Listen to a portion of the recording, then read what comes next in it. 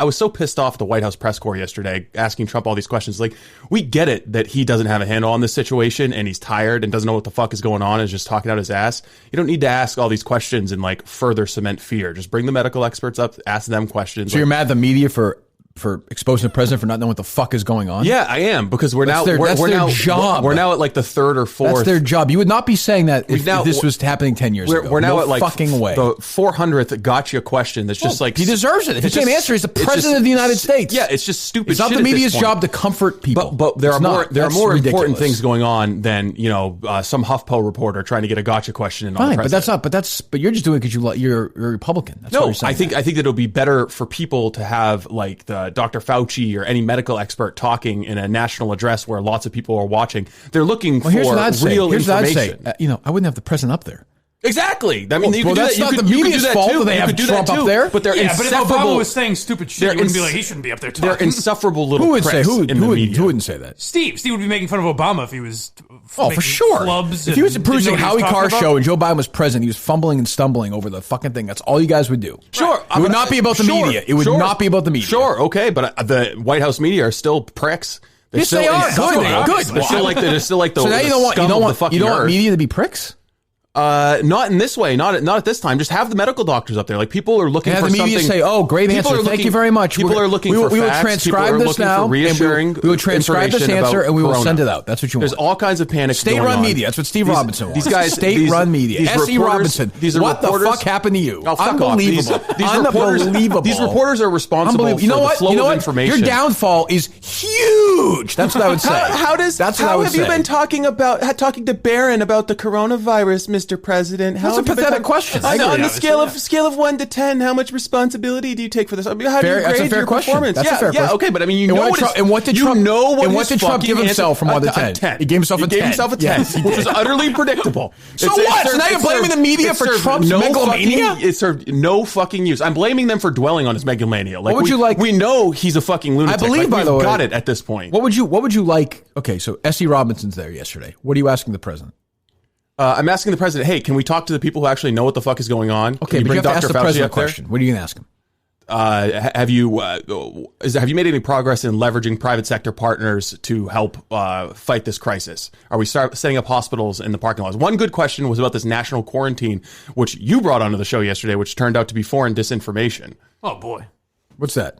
The idea of a national quarantine, Trump bringing it down. I said it was bullshit rumor. I know, but I'm just saying. What do you want to say? I called it. I did the opposite of what you. I did good work as a media member. I said the rumor. I said this is bullshit. You hadn't vetted it. You brought. I said it was bullshit. You spread foreign disinformation. I said it was bullshit. Well, anyways, that was the only good question asked at the press conference yesterday. Just to clarify that, which Trump did. He said, it's something we could do, but no plans to do it right now. Yeah, so you think Trump shouldn't talk at all? But shouldn't be speaking? Yeah, ideally. I wouldn't have him fucking talking about it because quite clearly. It seems crazy. In the biggest fucking craziest time in history, that would send an awesome message to America, into the world. The president of the United States, first of all, people think he has fucking coronavirus. He's not capable of delivering the kind of address that Bush did. He's the president of the United States. Yeah, and when he talks, it's You're saying not doesn't have the intellectual capacity of George W. Bush? I'm saying he doesn't have the empathy or the calmness that Bush did post 9/11 to deliver a reassuring, unifying speech, because he's such a polarizing figure. So who should do it? Pence, to be honest. I think Pence is much better. He's much more calm and reassuring. Do the fucking press conference from an airport bathroom. I think Fauci's been good. Yeah, but there's no heft to him though. What do you? Because he's a little guy. He's not the president of the United States. I mean, is there heft to anything that President Trump says? Has he been able to reassure a worried public? I'll tell you when Trump did a great job. He gave his only great speech, I thought, in terms of seeming like a leader, was when what's his face got shot. Scalise, is that his name? Oh, yeah. Yeah, Steve Scalise. Yeah. By the Bernie Sanders guy. Right, of course. The Bernie Sanders campaign. Yes, we know, Steve. Hodgkins. I know, Steve. We know. Left-wing inspired violence. They do it too. Huge fan of Rachel Maddow. Yeah. Right. Glossed over. Greatest attempted political assassination in American history. I agree. Well, I don't know. Bernie bro. Greatest attempted? Yeah. What do you mean? So he's not successful? He wasn't successful. He was there to kill like a dozen Republican elected officials.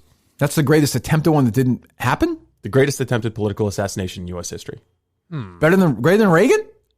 Well, he wasn't trying to kill multiple elected officials. How about Reagan when he got shot, getting wheeled into that doctor's good line, I hear. Right? Yeah. What did he say? I hope you're Republicans. Because if they were Democrats, they would have fucking killed them. Right. Yeah, they would have fucking... Let's die on the table. Nasty fucks. Couldn't we use the Gipper right now, Steve? We could. Exactly. Yes. He was the great communicator. I mean... I wouldn't be nervous at all with a 90-year-old Ronald Reagan giving a press conference. Don't get me wrong. Donald Trump's sense of humor, unparalleled for the presidency, but it's just not what you need at this moment. Right. He gave himself a 10. Don't get me wrong. Also, I'm going to vote for him again. Oh, I'm not. Or no, I didn't vote for him the first time. I will vote for him now.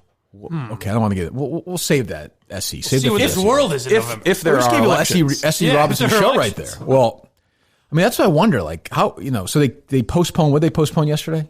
They postponed a primary in Louisiana. They just postponed another one. They attempted to postpone something in Illinois. I think DeWine in Ohio was trying to postpone those elections, but a judge stepped in and said, no, the elections have to move forward. How the fuck are you going to do that?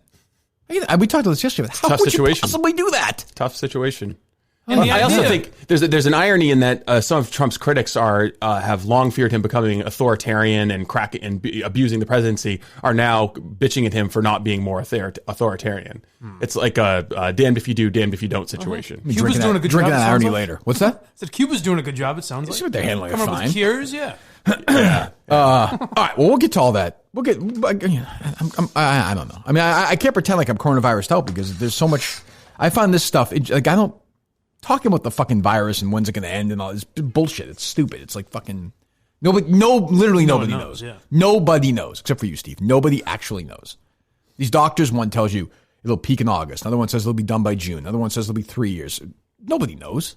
I think we are one Robinson prediction away from people coming to this podcast for coronavirus predictions. I could be. Like if he nails another one, we're going to get a lot of new listeners. You might be right.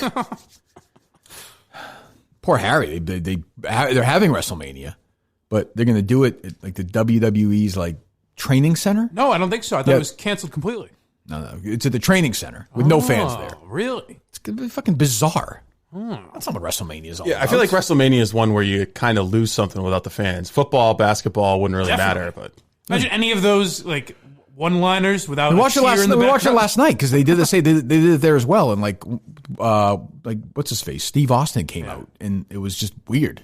Does Stone Cold still chug beers if there's no crowd? He was chugging beers. Steve Weisers? He has a couple of Steve Weisers. He very did. good. He did. But poor Harry, that's not right. These kids are getting this. It's gonna be bizarre when these kids are. I don't know. Like for me, sort of the formative thing in my youth in terms of this stuff was probably the Challenger explosion, and then you had 9/11, obviously, for generations like you guys. But I mean, this is going to be it. They're going to remember. Our generation also had the collapse of WEEI. Yes. What do you mean? It's a destructive event, memorable. When was the collapse of EEI? When you left. No, I mean as a kid, formative years, you idiot. Jesus, stick to predictions. I went with him on that one. Yeah, but you weren't children. I'm saying it's like kids. It traumatized Mike.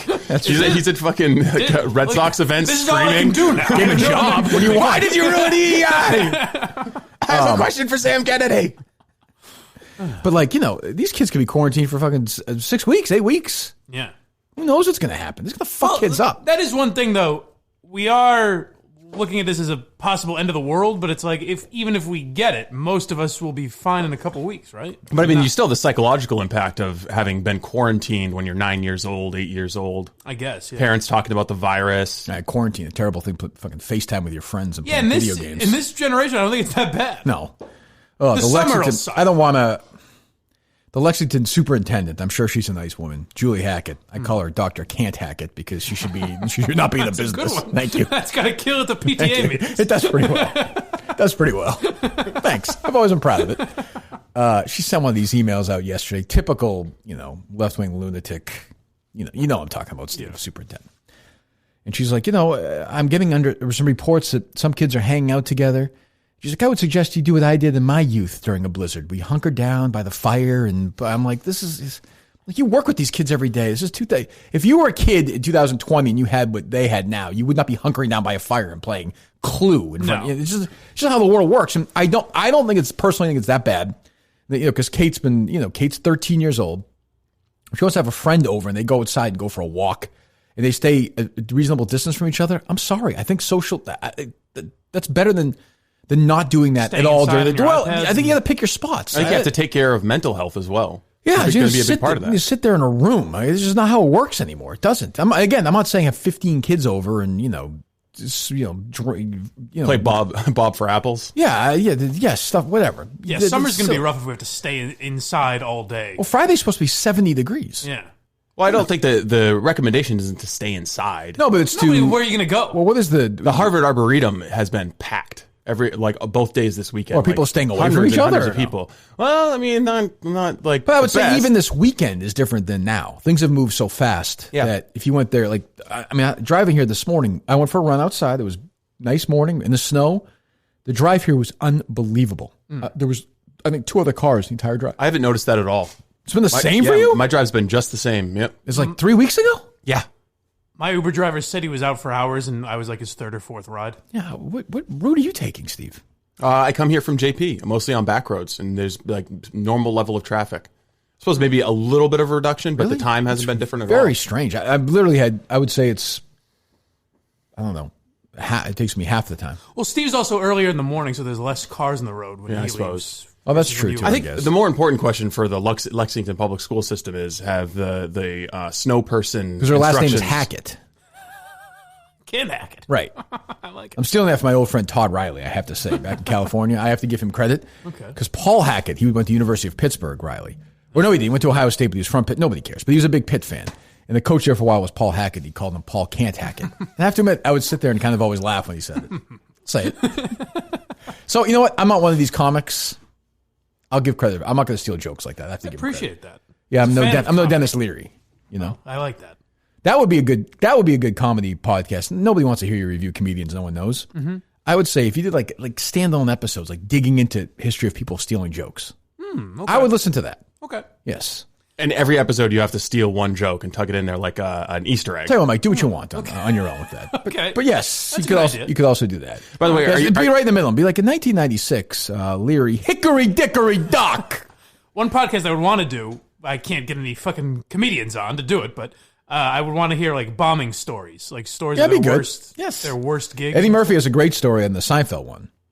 Do you remember that? Did you watch that? I watched it. I don't So remember that. he told the story that he was. Now remember how young Eddie Murphy was. He was like 17. Yeah. He went to a club. He yes. bombed like fucking crazy. He was supposed to do 2 sets. Bombed like crazy. Had the place was so small he had to sit there like in between, eat, and everyone basically walk by and say you suck, whatever, and then go back up and do it again. He's like, when I went back up there and sat there, he's like, you could tell the people in the audience were like, oh shit, this fucking guy. And then the guy didn't pay him at the end. Anyway, what were you saying, Steve? Mike, are you still not drinking until the Wilbur show? I haven't yet. Can't Why? be easy right now. Why? What do you get? Proof? I'm Steve's? just wondering if it's Or I'm just walking into a trap there. no, I'm saying if it's extended to October or November or next spring. Yeah, we'll see. I don't know. Jesus, tough I don't one. know. I don't know. Yeah, well, 5 weeks so far. I do know. Oh, good. I do know Milton. Has it been that long since Madawaska? A little over, yeah. Wow, Jesus Christ. How about Madawaska next year, Steve? Are you comfortable saying that's good to go? Oh yeah, You are. yeah. Even with this coronavirus. Oh yeah. Well, that'll comfort people today. Why do you say that? You seem to this is going next year. Because I mean we're gonna need fishing. He thinks we'll already be bunkering in Madawaska. We'll be up there. We'll have to live up there. I'm the one who talked about moving up there originally. Yeah. No problems up there, I'm sure. Last I checked, how many reported cases in Madawaska? Wait, so last None. you checked. So okay, yeah, I can't answer that. All right. I mean, people just are living life up there. I would think, right? Yeah. Yeah, I mean I haven't checked in with Stacy, but presumably Amy and they still have Earl and the whole full crew. Yeah, toilet I would paper. think. Yes. All right. Well, we love Milton's. I'll tell you that. We love Madawaska. We love Milton's. So maybe a Milton's in Madawaska one day if we wind up there. Who the hell knows? Go to Miltons.com right now. If you're hunkering down at home and you're bored, you're listening to this podcast, you're looking for something to do, you got a little extra money to spend, go to Miltons.com. Check out their new spring. I got some tweets yesterday. Very nice people. So they went and did that for us. We appreciate that. So does Milton's. Check out their new spring stuff or browse their sale page for some great deals, some primo deals. Michael Kors, Calvin Klein, Tommy Bahama, Johnny O, Vineyard Vines. You know, go take a look. Go take a look and tell me if there's something I'm not pointing out. I'd appreciate that. You can go to their stores right now still, South Shore Plaza, Braintree, Chestnut Hill Square, Chestnut Hill. But I would suggest make it easier for everyone. Go to Miltons.com. Take a look around. Do that right now. Take an old spinaroonie around there and see what's going on. They're working hard to get all the new spring merchandise to the stores and online. Shop online at Miltons.com. Tell them the Kirk Minahan Show sent you there. And help them out, help us out, and help yourself out. Very simple. Help out a great, probably our most favorite and most loyal customer, certainly for me, Milton's. Go to Miltons.com. Let them know the Kirk Minahan Show sent you. Please do that today and let us know when you did that. I appreciate that. the other Also thing is- send dick pics to Steve. you're working from home, and all the tips say you should still dress up. You should still look nice. If you're video conferencing or something, you still got to look professional. So there will always be the need for nice Milton's apparel. I mean, this hoodie's a Milton's hoodie. Nice. Yeah, you can go comfortable hoodie, too. yeah. Yes, that's true. Miltons.com. Miltons.com. All right, what do we got here before we delve into some other stuff?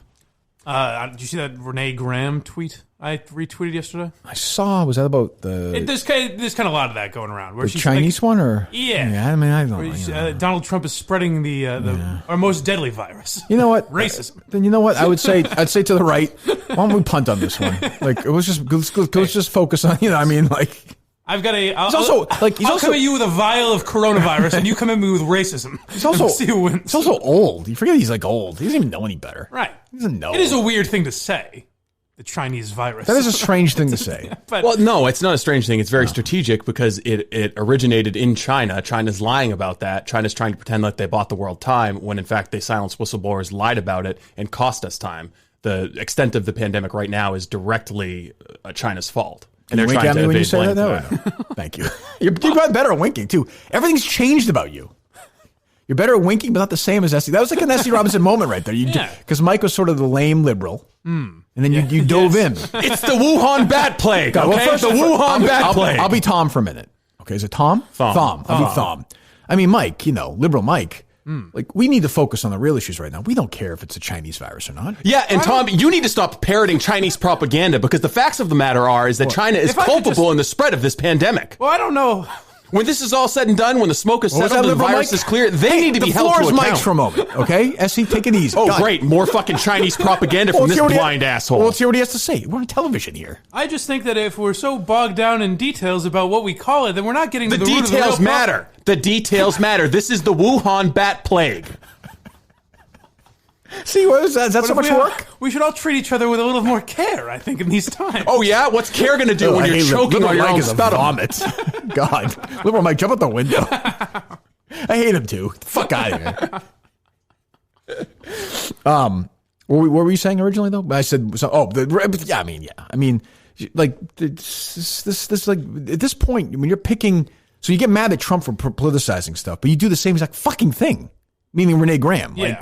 Or the New York Times calls it Trump virus. Yeah, I mean, it's just like, what do we do? Yeah, what's the difference? Like, I believe me, I love all this stuff. I have a great time with it. But if you can't pretend to take it seriously and then throw shit out there like that. Because all you're trying to do is politicize stuff. Well, yeah, not even that. I just think it's a weird time to be thinking about words. What's what I mean? Like, no, that's exactly right. I also think. Well, I mean, words. I understand words matter, but I mean, I don't know. Do you think Trump's being racist when he says that? Then now half the Americans going to say yes reflexively. It doesn't even matter. Yeah. Well, I also think if you're an asshole pundit on the right, you have responsibility to clean up your own house. Meaning, right wing talk radio, right wing columnists. We're all just saying this is a hoax. Blah blah blah. Focus on that because that's more harmful than Renee Graham saying that the big virus is racism. Guys like your former boss, you're just playing this up. Like I saw a tweet yesterday, a picture. There's no confirmed deaths so far in Massachusetts, and I'm like, all right, was that supposed to be?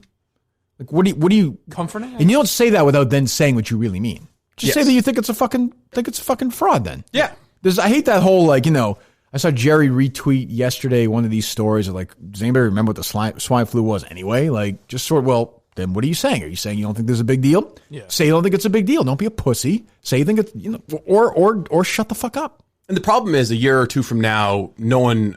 I don't know if there's any accountability for people who are still right now saying that this is a hoax. What do you want? Put to death, Steve? I mean, it's their opinion. I don't know. What do you want? I don't know. I'm just pointing out that there will be absolutely give them no coronavirus. accountability. That's what I would say to those people. If you don't think it's a big deal, we will inject you with coronavirus. Come help us lick mental illness. 866-247-KIRK. No, not at all the number. What do we got? The 8, though, right? Or no? 818. No, it's not 818. Isn't it? It doesn't fucking matter. What's the number? I want to know. It doesn't fucking matter if we give it out here. Okay, but I'd like to know the number, Steve. 814. Thank you. 814. 277. 277-KIRK. 814-277-COCK. You know what I'm saying? Whip your cocks out, callers, because you never know what we're going to do with Hard radio. Hard-hitting In radio. about 30 minutes, it's time for Men at 10. So 30 minutes from now, a male, or whoever answers the phone. We're not going to be sexist here. So right? for Men at 10, we call them still. Yes. Okay. Yeah, it's going to be the element of surprise. Yeah. Because it's not the same as somebody's prepared. No, of course. No. I have to say, I don't think anyone's going to live up to that guy yesterday. He was fucking ready for the moment. I think he may have been masturbating when we called. Well, that'd be my advice to the fans. Is about 9:45. Start stroking or start playing with that G-spot, ladies, because you never know when we're going to give you a call, right? Exactly. Yeah. All right. Let's go to it. Go ahead. Who's going to be the first caller ever Sounds like a Latino cock. on the Kirk Minihane? Well, I don't want to talk to one of them first, but okay. All right, caller, you're live to tape with Kirk Minihane. Hey, Kirk, what's awesome? Who's that? What do you got? So my prediction on what Belichick is going to do Oh, Jesus. is he's going to get Brissett back Fuck. to prove that he's not racist. To prove, well, where is the caller? First of all, I love these fucking tough callers who call in. They'll give me their fucking names. Where's Belichick been said Wyatt. he's racist? Hide behind your phone, Where's Wyatt. they been? Yeah, we're tough guy caller, fucking pussy boy. When has Bill Belichick ever been accused of being racist? Oh, Well, yeah. Okay. How about another one? Good. I like that. Give me one more example. Oh, you're on a roll, but how about one more? Go ahead. The floor is yours. Go ahead. That's all I got. Did you read the Wells Get report? the fuck out of here. What the fuck? What the fuck? I mean, these fucking You're knocked people. out. These fucking people. That's, believe me, you're in the major leagues now, asshole. These fucking people, like. I mean, take them if you want, Steve. I don't even care if we take these calls anymore. But if this is how we're going to do it, fine. Yeah, the guys are racist. Oh, okay, yeah, because he's never, paid a black guy a lot of money or drafted black guys. Like, what the fuck are we doing here? I don't know. Who I just mentioned is a coach of the Miami Dolphins right now? Is that Brian Flores? Yes. Is he a black guy?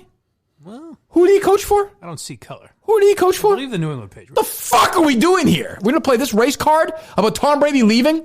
Today's either a day of celebration or anger. You're angry that he leaves and you celebrate he stays. The fucking floor is yours, but I'm not playing fucking race cards over this fucking thing. Jesus Christ. Go ahead. Tommy and Bill Ricca, you're live to tape with Kirk Minihane. Kirk, what's going on, my man? What's going on? What do you got? Well, figured that, since all the restaurants are closing down, I'm looking for some local food advice, and I trust your taste buds, and I heard you're a big fan of a certain Italian place in Billerica. So what's number one on the menu over there? His real question is, what's sauce? I mean, what are we doing? What are we doing? Restaurant bits now, Tommy? What, Kirk? On! What are we doing? Restaurant bits?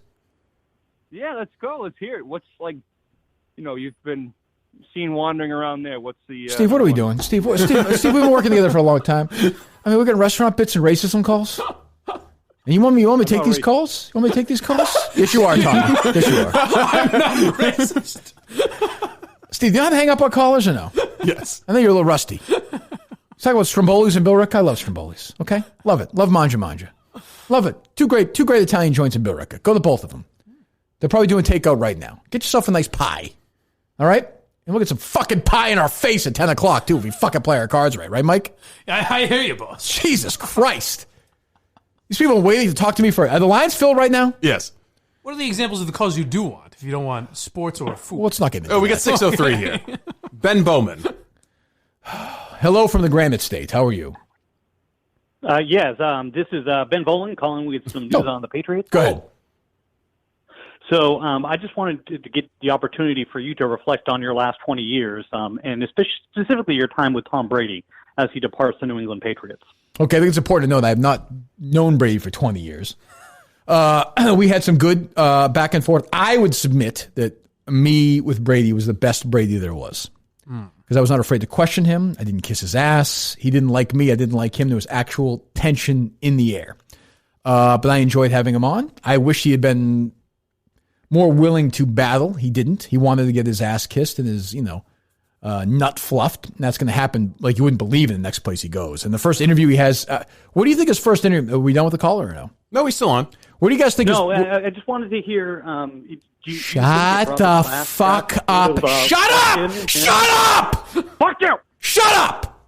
Where do you think he's gonna? Where do you think he'll do his first interview? Jim Gray? Stephen Shea, maybe? With the Bucks? Like, where do you think he'll do his first real sit down, like national ass kissy? I think Jim Gray's a good bet. That's his guy. ESPN will Scratchy. use. There's a level of comfort around his asshole there. ESPN will use Jim Gray or something. They'll you know what I mean? Because it'll be on ESPN, NFL Network, maybe like McGinnis. I could see that. Oh, maybe. What do you think, Brewski? What do you think, With the caller? That's ESPN not maybe? bad. What do you think, caller? Brewski. Yeah, there we go. Me and the caller. Good. Simpatico. Good to have you on. Now, remember one of the reasons I started a podcast, I have to take calls anymore. All right. We get to call people. Steve, I'm done with him. Steve, I'm done with him. Steve, I'm done. I know you're used to having 86-year-olds drooling on the radio, but I mean, I'm done. I'm done. There's not a back and forth. You know what I like is the idea of just leaving one caller on and giggling in the background the whole show. Oh, that was good. Good. Take a couple more. Who am I talking to? Oh, thanks for letting Latino Cock come in.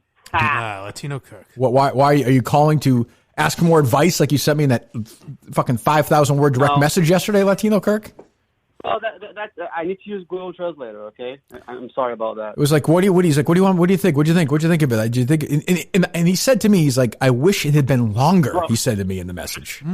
The thing was 17 minutes. Latino There was a lot Kirk. of good stuff left out. I would agree with.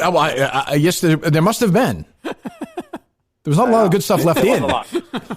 17 minutes for an episode seems relax. Don't get that blood boiling. I understand how you guys get. Just relax for a minute. Why wasn't like 5 episodes of like 10 or 15 minutes each? Well, ask Willie G. Minihane. He's Okay. the one that butchered everything.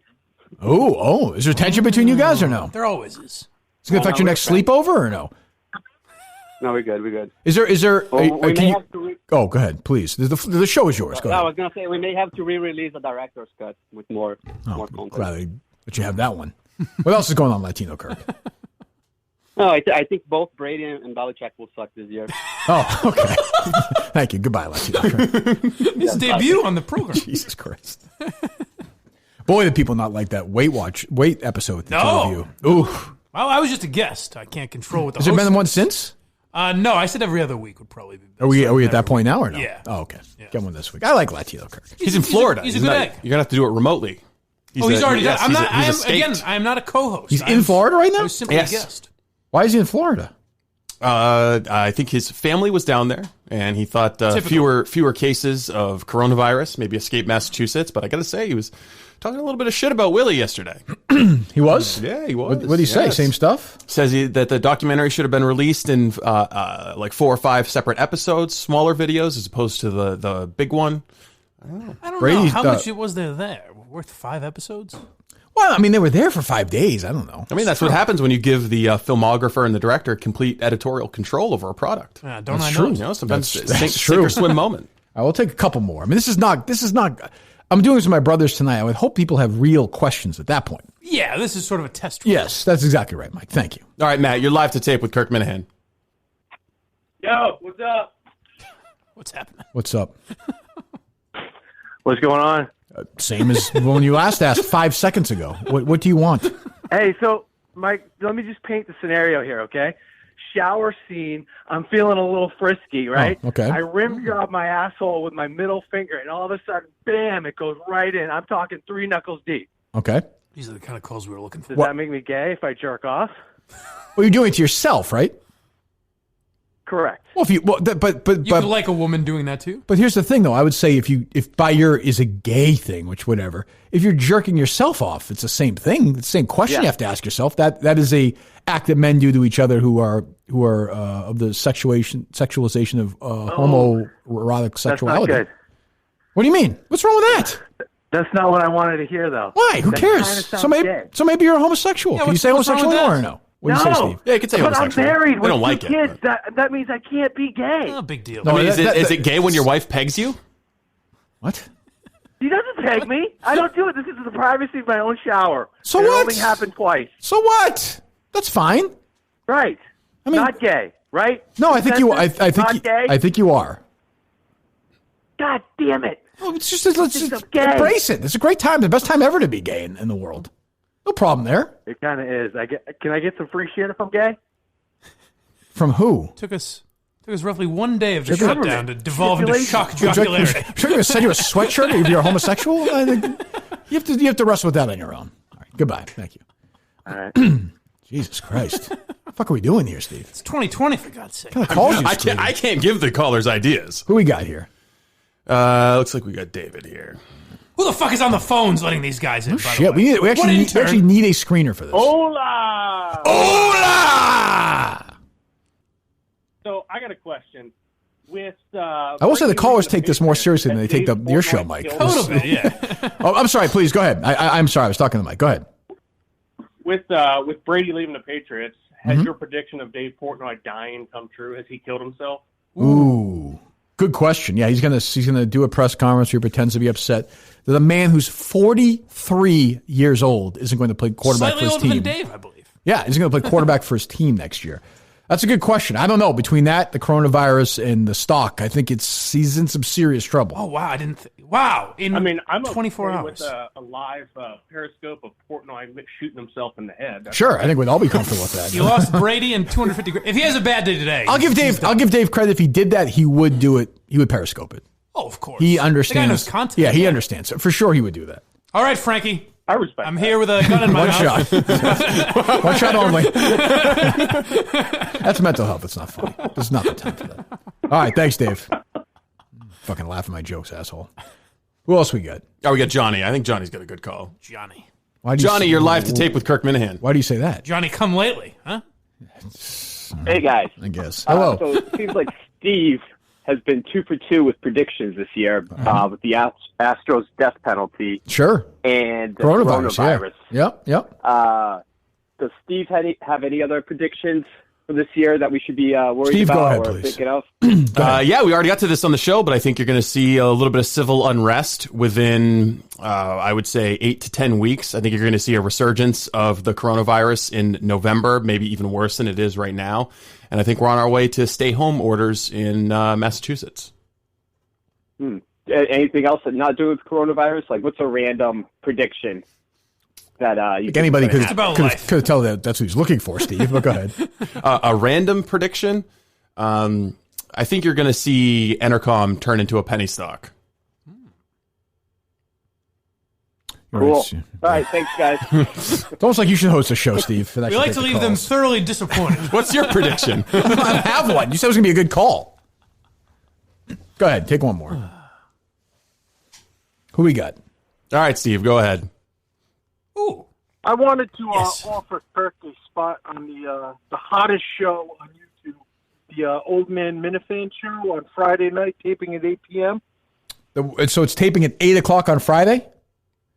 We'll fix our schedule to make whatever is easiest for yourself. But we're hoping to get if you're on, you'll show us exactly what you're trying to explain to us. We need to do. Well, no, I don't. You know, I won't be doing that because I have my own YouTube show now. Several YouTube shows. I got the Minahan Brothers show and my movie YouTube show. So you guys, I think I said this to you privately. I think you just need to find a guy or a woman who kind of lets you guys be you guys. By the way, I like your show just fine, Steve. But if you're looking for some, because I don't think you're a born natural sort of move traffic host guy. You want to tell jokes. Did you say I wasn't a talent? Yes, it's essentially what I said. Yes, it's essentially well. No. We don't want any broads on our show. So sure, no, I understand. Well, I mean, unless there's a picture of them in between the two of you. I reached out to John Dennis and Mark James, but they don't seem to be getting back to me. So I'm kind of at a. If you offer Dino, he really did DM him. If you offer Dino $25, I think he would do it. Fair enough. Well, I hope you guys have a good day. I'm glad you're back and healthy. Thank you, Steve. I'll talk to you later, buddy. Love you. I did find Steve had a line that really made me laugh the other day because TJ Hubbard started the show by saying, "I've got coronavirus," and he cracked a beer open. Yes. And there's silence for like 6 seconds, and Steve goes, "That great Maine wit." Oh, it looks like we have Alba on the phone lines. She wants to talk about what Mike does with his day. Sure. Oh, good. I'd be curious to hear this. Hello, Alba. This will be insightful, informative. Hello, Alba. Love this. Hi, Kirk. Love the show. Okay, God, I'm gonna puke. Just wanted to talk to us. Hi, sweetie. Are you there, sweetie? Yes, that's what she Go ahead. always calls Go me. ahead, please Hello. Let me listen. I've never really got to listen to the two of you go back. What do you do with yourself? Huh? While I'm at work all day, what do you do with yourself? Just jerk off. That's it? Yeah. How many times, Mikey? 43. Oh, does it feel so nice? I thought you were going to have. I didn't think I was going to have to be prepared for your call. Well, Alba, Are you going to have something? Alba, tell me about life with Mike. How are things going? There we go. Do you have how about with the parents? Give me some update, Alba. Oh, you're a bad boy. So my parents, You're a very bad boy. don't want to meet him. Mm-hmm. They think he is a blind fat fuck. Right. So that's that no you'd be good. so honest. He's a little small in the downstairs area. Oh, okay. So Any that's not non-cliche answers. So it's a nation. She really thought that was going to be the Anything knockout that isn't punch. a complete hack. That moment where the nation was hoping it was Kevin from Bristol and found that it wasn't. It was a sad moment. Well, thank you, Alba. We'll talk to you soon. He tried. There you go. He did try. Who was that? No idea. Alba. That was I Alba. thought for a second it was Matt doing his creepy female voice like he did the other day. Oh, no. Called, Betsy is creepy female. that is serial killer level stuff. I don't know if this is right, but it looks like we might have Tom Brady on the line. Oh, wow. Tom's called before. Hello, Tom. I just wanted to talk about the next quarterback for the Pats. I just want to make sure they get a cerebral quarterback and not one of those athletic ones, you know? Sure, yeah. So You you're know what thinking I'm more, saying? well, I don't know what you're saying, but I would say if I'm looking at, like, I would say a guy like an Andy Dalton, sort of a smart guy, versus a guy like, I don't know, even like a Teddy Bridgewater, who I think is more instinctual. Does that make more sense or no? Yeah. It makes total sense. I think he'll really fit in the Boston area if he's cerebral. Right, I think so too, yeah. Because, I mean, let's be honest, there's been this long, long history of Boston people treating minority athletes terrible. Like, recently a famous minority athlete in Boston, basically sold everything that he has and nobody asked a single question about it, which I think is, makes a lot of sense. That same man was shot. Yes. It's not been investigated. I'm not sure what's going to happen. Yes, you're right. I think this sort of, this sort of instinctual athletic thing versus just, knowing the system. That's a really, really smart and cogent point. Thank you, caller. There's that mic in the... There we go, yeah. All right, we'll take one more. Steve. Oh, nah. That might have been the last call, unless you want to set it up again. How do I set up again? I just have to call back in. Call back in. What do you do? Do I have to give the number again? No. I don't think that helped much. Set it up again. Give it out a few times. Set it up again. I just have to set up the connection. It's not like a traditional radio station with full phone lines and everything. 814-277-KIRK. Taking your calls on all things Tom Brady. Tom Brady, love you, Pats Nation, he tweeted. Wow. He's not dramatic enough that he would then sign today, would he? He's not that needy, is he? But I also don't get... So he's announcing he's leaving, which must mean there's a... Oh, for sure he's got somebody signing, yeah. Yeah, so why not just announce it? I don't know. Yes. Welcome, host. You are now in the host room and can manage your callers from the call-in studio web interface. Jesus Christ. All right, looks like we got Jeff. Oh, no, Jeff says he's waiting to do Men at 10. I know he's waiting to do Men at 10. We had a WrestleMania call? Oh, well, sure, why not? Hi, Dad. Hola! Hola! What's up? What's up, motherfucker? What's up, Kirk? Yeah, what's up, baby? What's going on? Nothing. This is PK. Okay, what do you got? And we've established this. All right, I am asking who's going to win WrestleMania. Side note, I was on Mike and the Minifans during the Puerto Rico earthquake, if you remember that. Okay, hang up on this person. I hate you. Nobody cares about that. Jesus. On Mike and the Minifans? Win WrestleMania. What does that even mean? The Puerto Rican earthquake? What? I don't know what he's talking about. Mike and the Minifans? What is he talking about? On Mike and the Minifans. Oh, there was someone doing it from Puerto Rico once. Oh, great. Maybe that's who it was. Is that PR Minahan?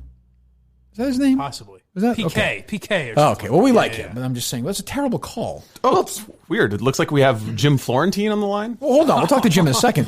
But, here's a little tip for you guys, because we're going to do this every day going forward for, an hour and a half, 2 hours. Okay, great. Here's the thing. Like, I know, you can ask me how I'm doing once. I'll allow that for now. Don't ask twice. Don't ask twice.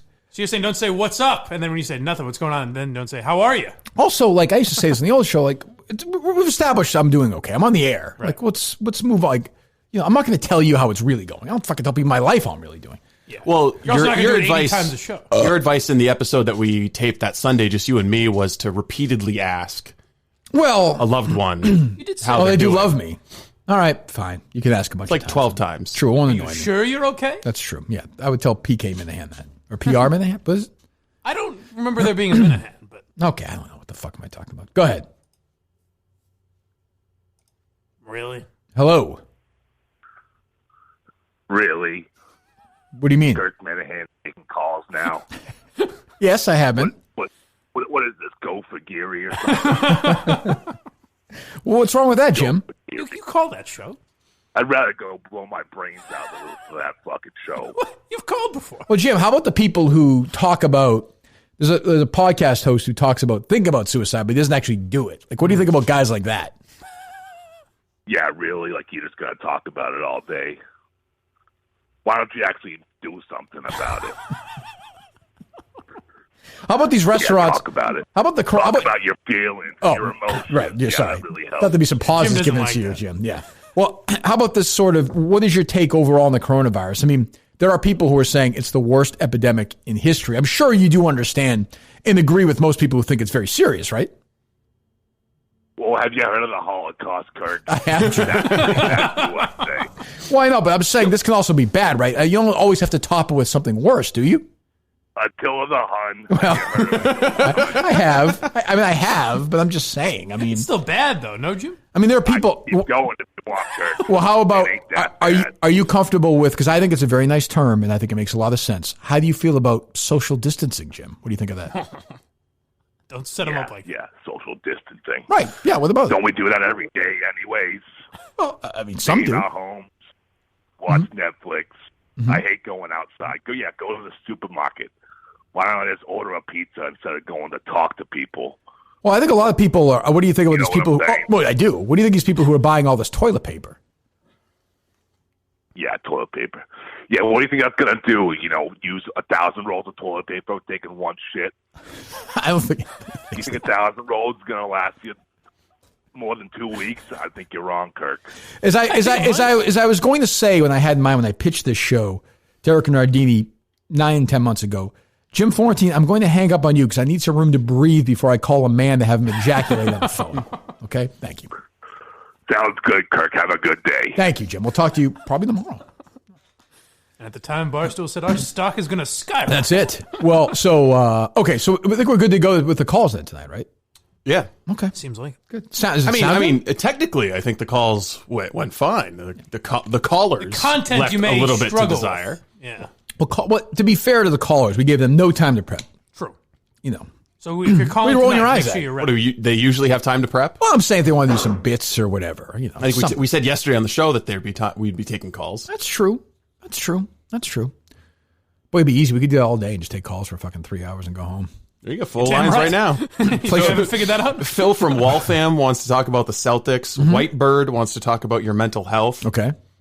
Someone just says that they love you. Okay.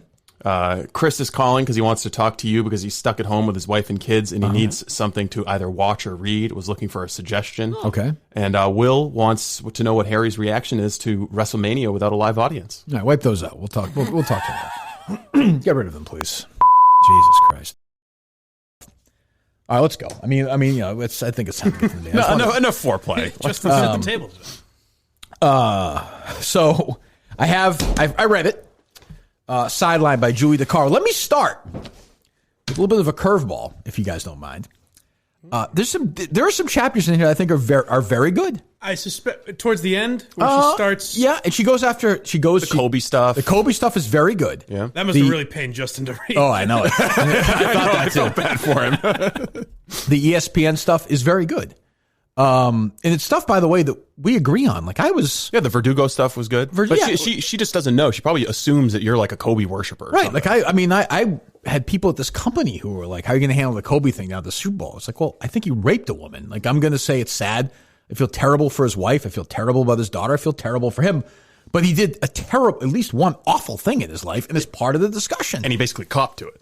Yeah. Oh, if you go back and look at these records, it's weird. If I remember, we talked about that right before he died. Oddly, remember? Yeah. It was weird. Yeah. It was weird so, it's part of the conversation, and she did a good job with ESPN, and she did no problem. She has chapters in here. Now, again, it's like nothing original. I mean, no. It's just regurgitating dead. She dedicates the book to her aunt. She should dedicate it to Wikipedia because Wikipedia wrote this book. But it's. I texted Justin at one point and said, if you utter the name, what was it? Let Them Wear Towels. Again, I'm going to feed that book to you. No because shit. Every page was, as they said in this book. This is documentary. Let Them Wear Towels. And this book and this thing, right? So we'll get to the chapter that I really care about, Barstool and me. I mean, that's really, really what it comes down to for us. But first, the book was read in its entirety on YouTube by intern Justin. It was. Who bravely. I remember, for me, a big moment when I was a kid was, do you remember the football player Dexter Manley? I know the name, yeah. Great pass rusher. Not quite Lawrence Taylor, but right below. The big thing was he announced he was illiterate. He held a press conference. Yeah, that's why I know him, yeah. Right. Now, the reason I mentioned that, and it might take you for a while to figure this out, is that Justin's illiterate. Really? I actually don't think he can read. And that's incredibly impressive. Well, not really, if you listen. Where did he go to college? Bridgewater State? Okay, Yeah. Bridgewater State should, much like Bowdoin College, strip him of. He did not go there. No, I'm remembering my first conversation with Justin when I was interviewing him, and he was telling me about the business that he was a VP at. Jesus Christ! Just bravo, Justin! You really bluffed your way into this one. So 7 hours and 22 minutes. He read for 6 hours. There's going to be a few mistakes. Well, I checked in early. It was. Do you know? Don't answer this question. Just say if you do. Okay. And then we'll hear Justin's version. Just say yes or no if you know the actress who's best known for her work in Aliens, Ghostbusters. I do. You do? Okay, I do, Steve, yes. do you even know what I'm talking about? I, in fact, do know this one. I do too, and guess what? So does Justin. At first, I was devastated and became increasingly insecure about the way I sounded. I spent hours at home reading text out loud to myself, trying to sound like someone else. My voice role model was Sigourney Weaver, where I so smoothly and Now, I almost tweeted making fun of him, but then he continued to say it so many times. You and I was thought like, you were wrong, maybe maybe? there's someone in Chicago named Sigourney Weaver or something. Could be. Well, it's not authoritative. I just have to. Now, what is that word? Authoritative. How does he say it again? Let me hear- Hold on. Hold on. How many cuts do we have? A lot. Do we have over 50? We're 50 or? Yeah, maybe probably a 40. Because we're playing them all. Oh, so, yeah. I mean, are there any bad ones? Okay. Here it is. Well, it's not authoritative. I just have to kind of win people over. Hold on. How would you spell authoritative? Is that an O-R? I would. I think still A-U. A-U-T-H-A-R. I-T-I-V, yeah. So it's not that far off. No. Right. Authoritative. There's two syllables missing. You can tell in that silence that he's like, well, I'm never going to get this. I'm just going to throw some syllables out and move on. By the way, Justin just texted me. He wants to know if he should take the video down to avoid Julie's lawsuit. Why, is there threats of that? Oh, she has tweeted about something, yeah. What's the suit going to be? That he illegally read her book online. Is that against the law? I don't know. It might be copyright infringement. I asked. I was like, I could see he's Go giving for away it. your content. Go for it. Well, I mean, more people are going to listen to Justin do the audio First of all, version than I mean, her. it's not suing us. I mean, we tweeted out. We made it well known we were doing this. Right. Well, did we not? We did. What else were we supposed to Well, do? there are some rules she has that would suggest she didn't see it. That's true. We'll get those 5 rules later on. So she's going to sue. So she thinks somebody's going to watch 7 hours of. First of all, if they watch that, Someone sure did. did you watch the whole thing? Yeah, I had it on all day. I will say, watched it all the time. if you watch the whole thing, which the words are Justin saying aren't even the words in the book. He can't read. That's true. That's probably a good defense. What's up? Like, what did she say about a lawsuit? She said something, or someone tweeted, "Will you be sending a check to KMS Justin for reading the audiobook?" And she said, "Oh well, if he does that, then he'll be sending a check to my publisher." Well, Penguin's going to sue. And how would they figure out? She was a lawyer 35 years ago. How would they figure out the monetary value of that lawsuit? It's a good question. Good luck. how many people watched it? Times that. They all would have bought Everyone would have bought the 200, book, right? 200 times $24.99. It's just 5,000 views right now. Yeah. For their times 30. I mean, that's $100,000 right there. Pony up? I bought the book. She should be thanking us. There's all the buzz. The all publicity the buzz. is unbelievable for From this. us. Jesus. I was thinking about writing a blog for Barstool about it, but then I was like, that's just what she wants. She wants the attention, Yeah, right. don't you think? Well, tomorrow. I already texted Justin. He's reading the book again in that Star Wars voice. I think there should be like Julie DeCaro Day, where every year we gather around the Yes, do it again. fireplace. And, Come on, kids. It's certainly a classic piece of literature. Absolutely. that deserves that treatment. All right, so we have another drop. And Mendoza graciously accepted. We've seen a number of sons and grandsons of famous broadcasters rocket right to the top of the sports professionals. right to the top of the profession with relatively no little experience. What was that? Fox Sports Was that relative? Relatively. Relatively? He might actually be dyslexic because he's moving, like Yeah, but the he words says- are getting moved yeah, but around. he says R. Like he's not doing it. We've seen a number of sons and grandsons. Hold of famous on. I want somebody to just tweet me this in order, like what it says. You know, how he says it. Go ahead. The Steve's the soundboard cursive, account yeah, is going to have a tough time with this. Oh, that's true. Go ahead. We've seen a number of sons and grandsons of famous broadcasters rocket right to the top of the sports professional, right to the top of the profession with relatively no little experience.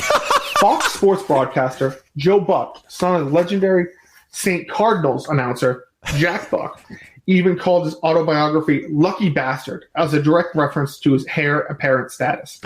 We all get by now that it really isn't about any objective quality of voice. I mean, there are men infamous for terrible broadcasting voices. Can I say Howard Cosell, one of the most famous and successful sportscasters of all time, was imitated for not for his breadth of knowledge or wonderful content, breadth of but for knowledge? his truly terrible voice. And it's not a function of a personal experience on the field or the court. Some of our most cherished broadcasters, men like Vin Scully, Harry Carey, Bob Costas, and Al Michaels, never played the sport they call, even at the college level. Harry Carey, heir apparent in relative. How does he say it? What is he? Revelatory? We've seen a number of sons and grandsons of famous broadcasters rocket right to the top of the sports He's so professional. confident there.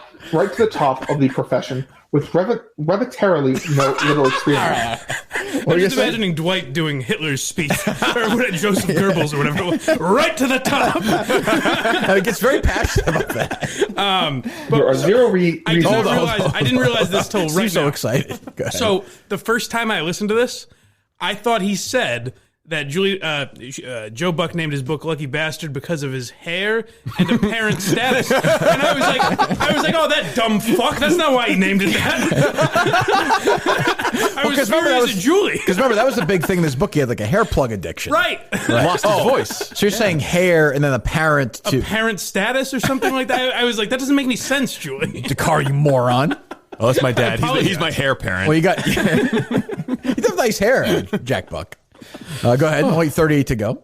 There are zero reasons for us to continue to be subjected to two white men in the broadcast booth in perpetuity. At a fan convention. Got it. Sounding them out. At the first sports station I worked at, they hired three women at the same time. What? Three. At the first sports station I worked at, they hired three women at the same time. It's like his original voicemail voice. I've liked his Jiminy Glick cadence thing. Go up high and then you come down low. These issues still hadn't really gone away, and women remained a minimal presence in the locker room recording. He struggles with woman and women too. He really he says woman, yeah, a lot. Yeah, I don't think he knows there's a plural. I think people say that about me too. I've noticed it with him too a little bit. I think it's just a thing some people do, where it's the way you pronounce it. Yeah, you know, I'm like, that's probably what Justin was doing. You're right. He knows. He knows. You're it's right. a plural. You're right. What was I thinking? The first woman in America to have an MLB beat. She covered the Yankees for the Hartford Courant. Now, how is that? Isn't it spelled current like normal? Well, no, it's spelled Courant. Oh, yeah, okay. I can understand. Yeah, right. It looks, Right. but you know, it's just one of those words you like. No, I don't know. Well, it's one that I would pronounce like that if I saw it and then realize, oh, it's the Hartford Courant, right? And go back. But like, I understand he's younger than we are and me, but like, how do you think? You don't know Harry Carey's name? Harry Carey. Well, Harry Carey? Harry Carey? To be fair, I would only know Harry Carey from the Will Ferrell Saturday Night Live. Still, okay, you know it though. All right, go ahead. While playing for the Detroit Tigers in 1990, pitcher Jack Morris infamously said to the Detroit Free Press's Jennifer Frey, I don't talk to people when I'm naked, especially women, unless they're on top of me or I'm on top of them. Before her death in 2016, Frey would tell friends of other run-ins with Morris, including the times he called her a bitch and the time Kirby Puckett allegedly had to keep him from physically attacking her in the Minnesota Twins locker room. This is just completely regurgitated. After his baseball career ended, Morris went on to a broadcasting career and was elected to the Baseball Hall of Fame by the Modern Era Committee in 2018. Lisa Saxon. His passion and act outs are good though. Like where's the cut there? Though? I think you mispronounced the guy's name at the beginning. Jack Morris? He said Jack Maris the first time. Yeah. Oh, did he? That's not bad. I mean, that's it's, for Justin, that's not bad. But I do enjoy both professional and hockey professional. Both professional hockey and professional. What? Both professional and hockey professional. I mean, both professional hockey and professional basketball had very much moved further down the line due to the commissioners pushing those leagues to provide equal access to women.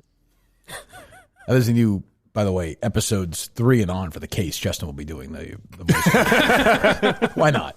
He's going to ruin it with dollies and Muller. Potpourri, poopery, and stuff.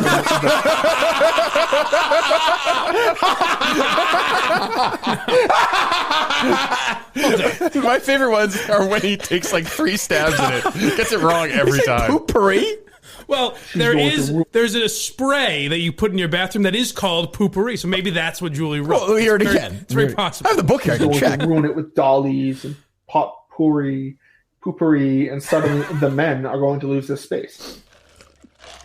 Okay, all right. How many left, Steve? It's a couple dozen. I could do this for the rest of my life. It is characterized by sexist vitriol. It is characterized by sexist vitriol. What is the word? Vitriol. I believe. I mean, with him, you don't know. Would that be right, Steve? That's correct. Okay. I believe. What does he call it? Vitriol. Vitriol. It is characterized by sexist vitriol. He moves that O. I mean, he is shoving that O up to the front. He wants a bigger spot for that O. There was a point where I forgot anything was happening other than this reading. Like I assumed The time everyone in stopped. the world was watching. Yeah. Yes. Suck my peen. They can often hide behind anonymity. That's a good drop to just have. The suck my, what is it? They Suck can my what? often hide behind anonymity. Let me hear the other one. Suck my peen, bitch. That's a great drop. Suck my peen, bitch. Go to the kitchen and make me a sandwich. This was a far cry from how she was being portrayed on social media, where perpetrated text messages were being taken out of context. I don't even know this. Perpetuated? Perpetuated text messages? Yeah, that doesn't seem right. Well, no, it doesn't. But This was a far cry from how she was being portrayed on social media, where perpetrated text messages were being taken out of context. I mean, I would guess perpetuate, but that doesn't. Her perpetuated? That doesn't make sense. But it is Julie's right. Well, what would it? This was a far cry from how she was being portrayed on social media. Who's he talking about? Do you know? Perpetrated text messages were being taken out of We gotta context get to and the downright bottom of photoshopped. Perpetrated.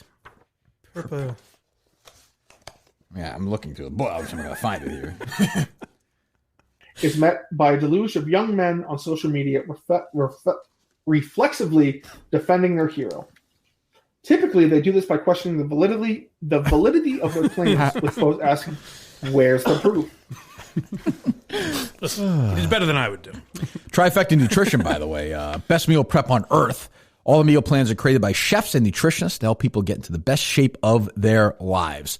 All the meals are backed by, as I said, nutrition science and taste great. Make it simple to get in the best shape of your life. Again, that's if you want to do it with the summer coming up, get in the best shape of your life. And go to Trifecta. You go to trifectanutrition.com/Kirk to get 40% off an already great deal with the code KIRK. You have an app that sets you up, tracks your meals and fitnesses. You don't waste any time cooking or cleaning. Just heat and get healthy. Gluten-free, never frozen, fresher food that's keto-friendly, farm to fork supply chain, vegan as well if you want that.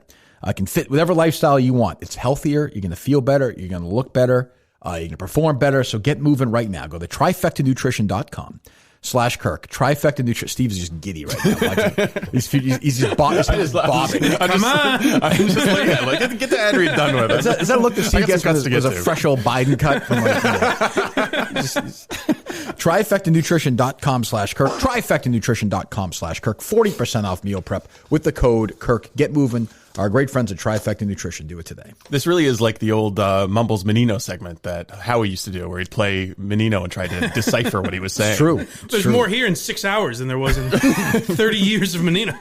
We used to do that with Michael Irvin on our show. I don't think we could do that anymore. Probably not. No. Oh, no, that'd be very offensive. Right. But I mean, it was Why? true. Huh? What, Michelle Irvin, you mean? You did it about? That's Is there right, someone yes. named Michelle Well, Irvin? no, I wouldn't do that I don't either. know. Oh, I wouldn't do that. Not now you would. Back then. Damn it. I don't know what we... No, that never happened. It never happened. I'm surprised Julie didn't find it. Incontrovertible evidence of his crime. What was that? Incontrovertible evidence of his crime. He just inserted an S. Like, that's supposed to be incontrovertible. Okay. Right. How did you say it? Incontrovertible evidence of his crime. Incontrovertible. Incontrovertible. Okay. Incontrovertible evidence of his crime. That's not bad. It's pretty close. Yeah, I don't have a problem with that. A lot of these you just want to let her President- off. We're nitpicking here. Farhan Zayadi. I wouldn't get that right. Yeah, I mean, yes, sir. He might have pronounced it right. Well, the name actually did. The name is actually Bob Smith. I was gonna say. Admitting that he got it wrong is the obligatory language that once they hold their obligatory.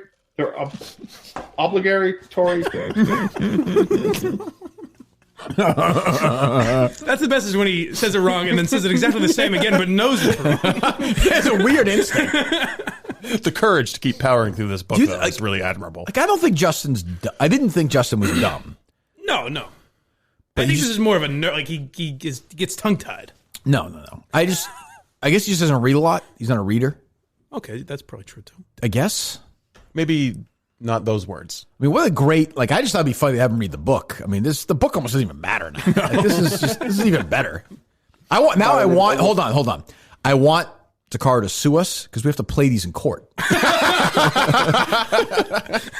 Like, Your Honor. That word's not even in the book. I mean, come on. This is not, I don't even understand, Your Honor. Clearly, you'll see this man is mentally handicapped. Perpetuatory? Like, what, we good here? Her tone is a better case. Bodily anatomy. Her what? Violated a woman's bodily anatomy. Anatomy? He's going for autonomy there. I thought you meant it's not anatomy? Bodily anatomy, right? Bodily autonomy.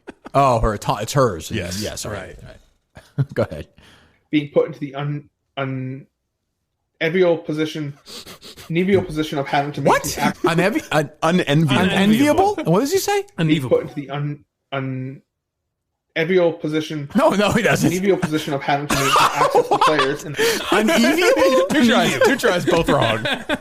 It is so weird. Like, I can't pronounce unenviable when I hear it now. It's in my head. There were a couple times where he would get it right on the first time, then go back fuck it up. and fuck it up. What if you listen to this and it just permanently changes the way you can It talk? might. I'm concerned for the case. Being put into the unenviable position of having to make access. Why even give it a second shot? 201, they expressed incredulity that the Cubs allowed the press conference to even. He's Lenny from Of Mice and Men. If you listen to the whole thing, you came out of this being like, no, that is how you say it. Master Justin told us this is how you say it. which is an implicit threat to the reporter's job security. That wasn't bad, though. No, it wasn't bad. I just but like his I just don't know why the inflection. Sometimes he gets a little. Which is an implicit You know what he has? threat He has to the energy, reporter's fun, job and security. passion. That's what for he sure. has. He That's what certainly he does. has. He didn't have to tell me. He's going to read Ronan Farrow's next book. Did he take a break? He took a 2-minute break to rest his voice in the middle. He That's tweeted. fair. He took a break to tweet. I saw. Okay. At the Barstool chapter. Did he go to the bathroom or anything? Or I didn't see him I go to don't the think bathroom. huh? He didn't eat. No. And perfect for the people watching on YouTube. The sun was blaring in your eyeballs when you watched it. Well, look, I mean, he's going to be reading for 6 hours. It's comfort first, you know? That's true. Right. Yeah. He Go set ahead. himself up with a beverage. Yeah. 1,200 word diatribe.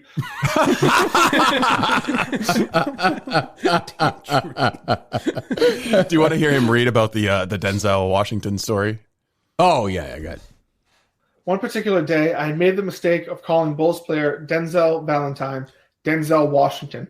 Frankly, I blame Valentine's parents for this. I spent my entire life saying Denzel followed by Washington. I can't just switch it up This on is a a witty dime. part. Regardless, it was my job to get it right, and I kept getting it wrong. Even though I was just ready to say it, I'd be talking to myself, Don't screw it up, Julie. It's Denzel Valentine. Then I get to the part where I'd say his name, and while my brain was saying Denzel Valentine, my mouth would spit out Denzel Washington. Honestly, it was funny. It was like my mouth rejected all but the one true Denzel. Every time I spit out the wrong Denzel, so vapid. The text line would go This crazy. is a fucking book. This is why. This is Hold on, I'm sorry, Mike. This is she said the other day that she needed this book as a historical document for people. Yeah. Okay, good. I'm glad we have that. But I like that she fucked up this guy's name time and time again. And then was like, people were criticizing me on the text line. I know. People are being overreactive and absurd. I called this guy Denzel Washington 50 times. I confused two black men over and over and over and over again. And people had the gall to correct me. What do you think she would say if you confused the Williams sisters?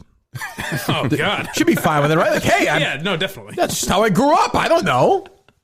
I also like that she did, like, I think Julie realized at a certain point, like, oh, I'm going to have to specify you have to be white and male. Right. I am white. Well, no, not me. I'm white, but I am a woman. Right. Like, I'm okay. Yes. Jesus Christ. Go ahead, Justin. In August of that year, Minifans were still in my memories, still in my mentions, my apologies. Or Minifans were... She used the word Minifans? Yes, in August of that year, Minifans were still in my mentions on a regular basis. Oh, good. I forgot. Okay. She did usually say students. We'll get to that. Which I thought was... Good. This good cop, bad cop shtick is tired by now. This good cop, bad cop shtick is tired by now. Sounds like me in the middle of just seventh time trying to do something. He's been embraced by the Chicago sports community, regularly appearing on local talk shows. Regularly? This poor guy. He just can't read.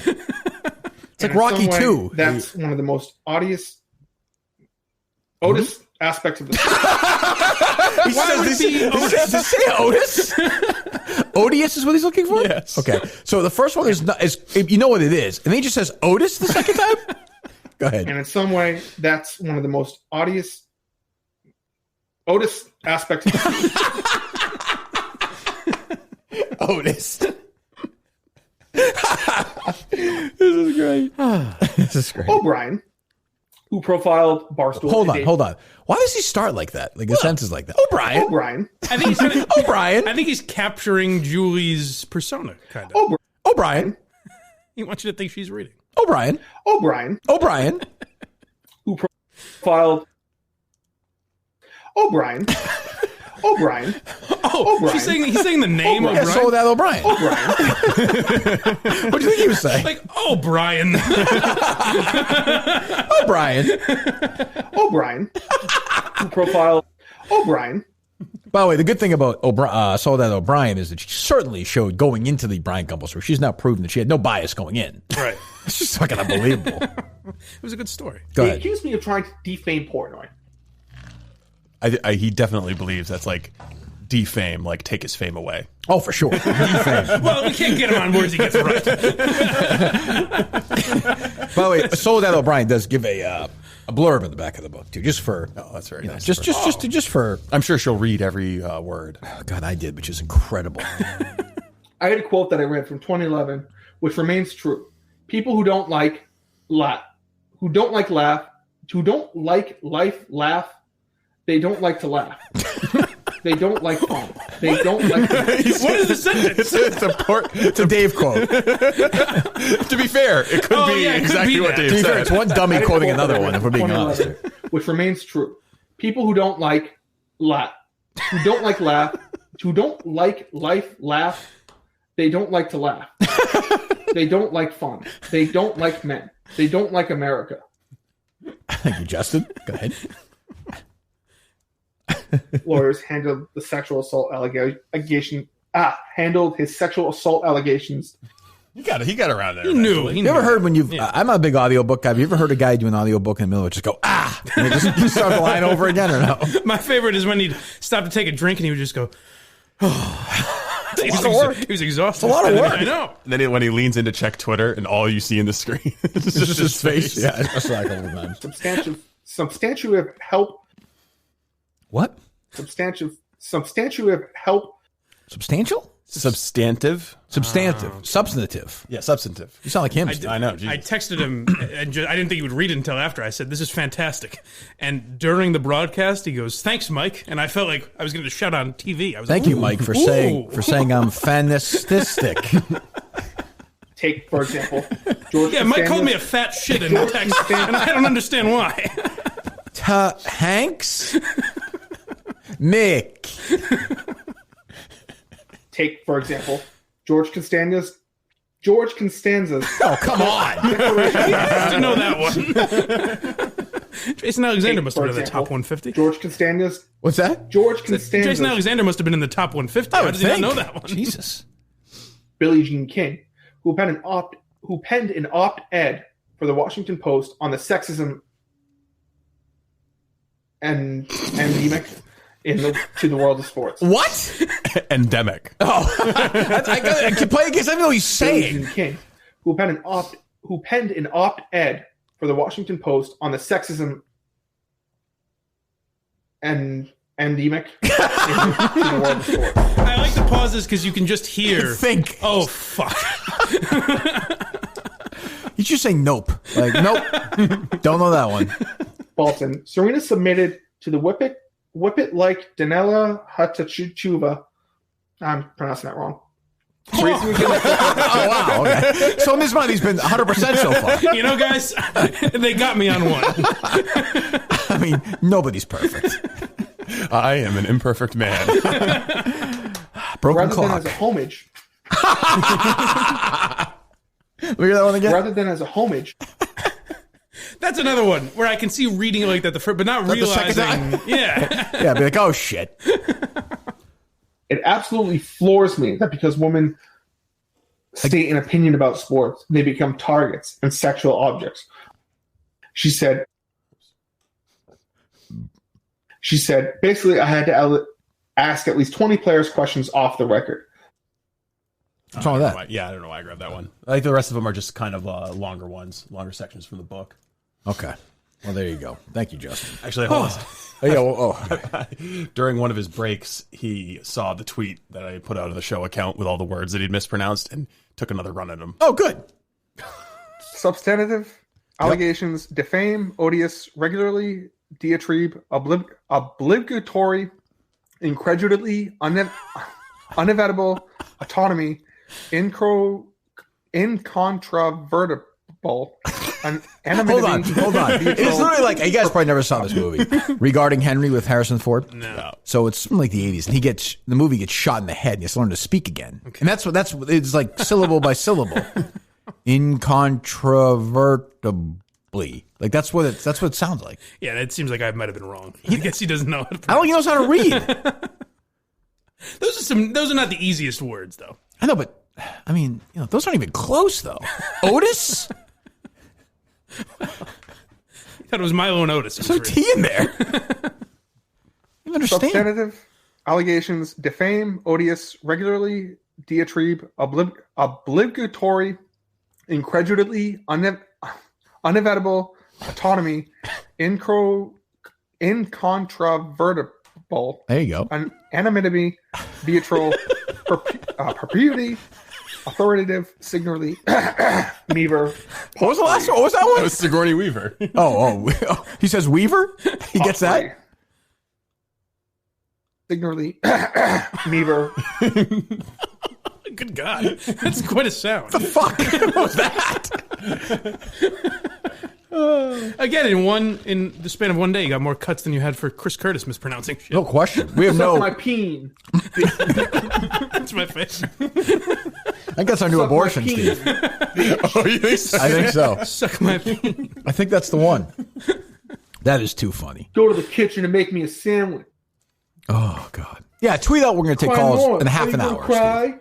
Half You're an the hour. reason Hillary lost. You're a joke. You're a I love dumb Zach Downs. fuck. Fuck off with this bad victim horse shit. Cry more. Cry me a river. Shut the fuck up. Wow. Oh, fuck off.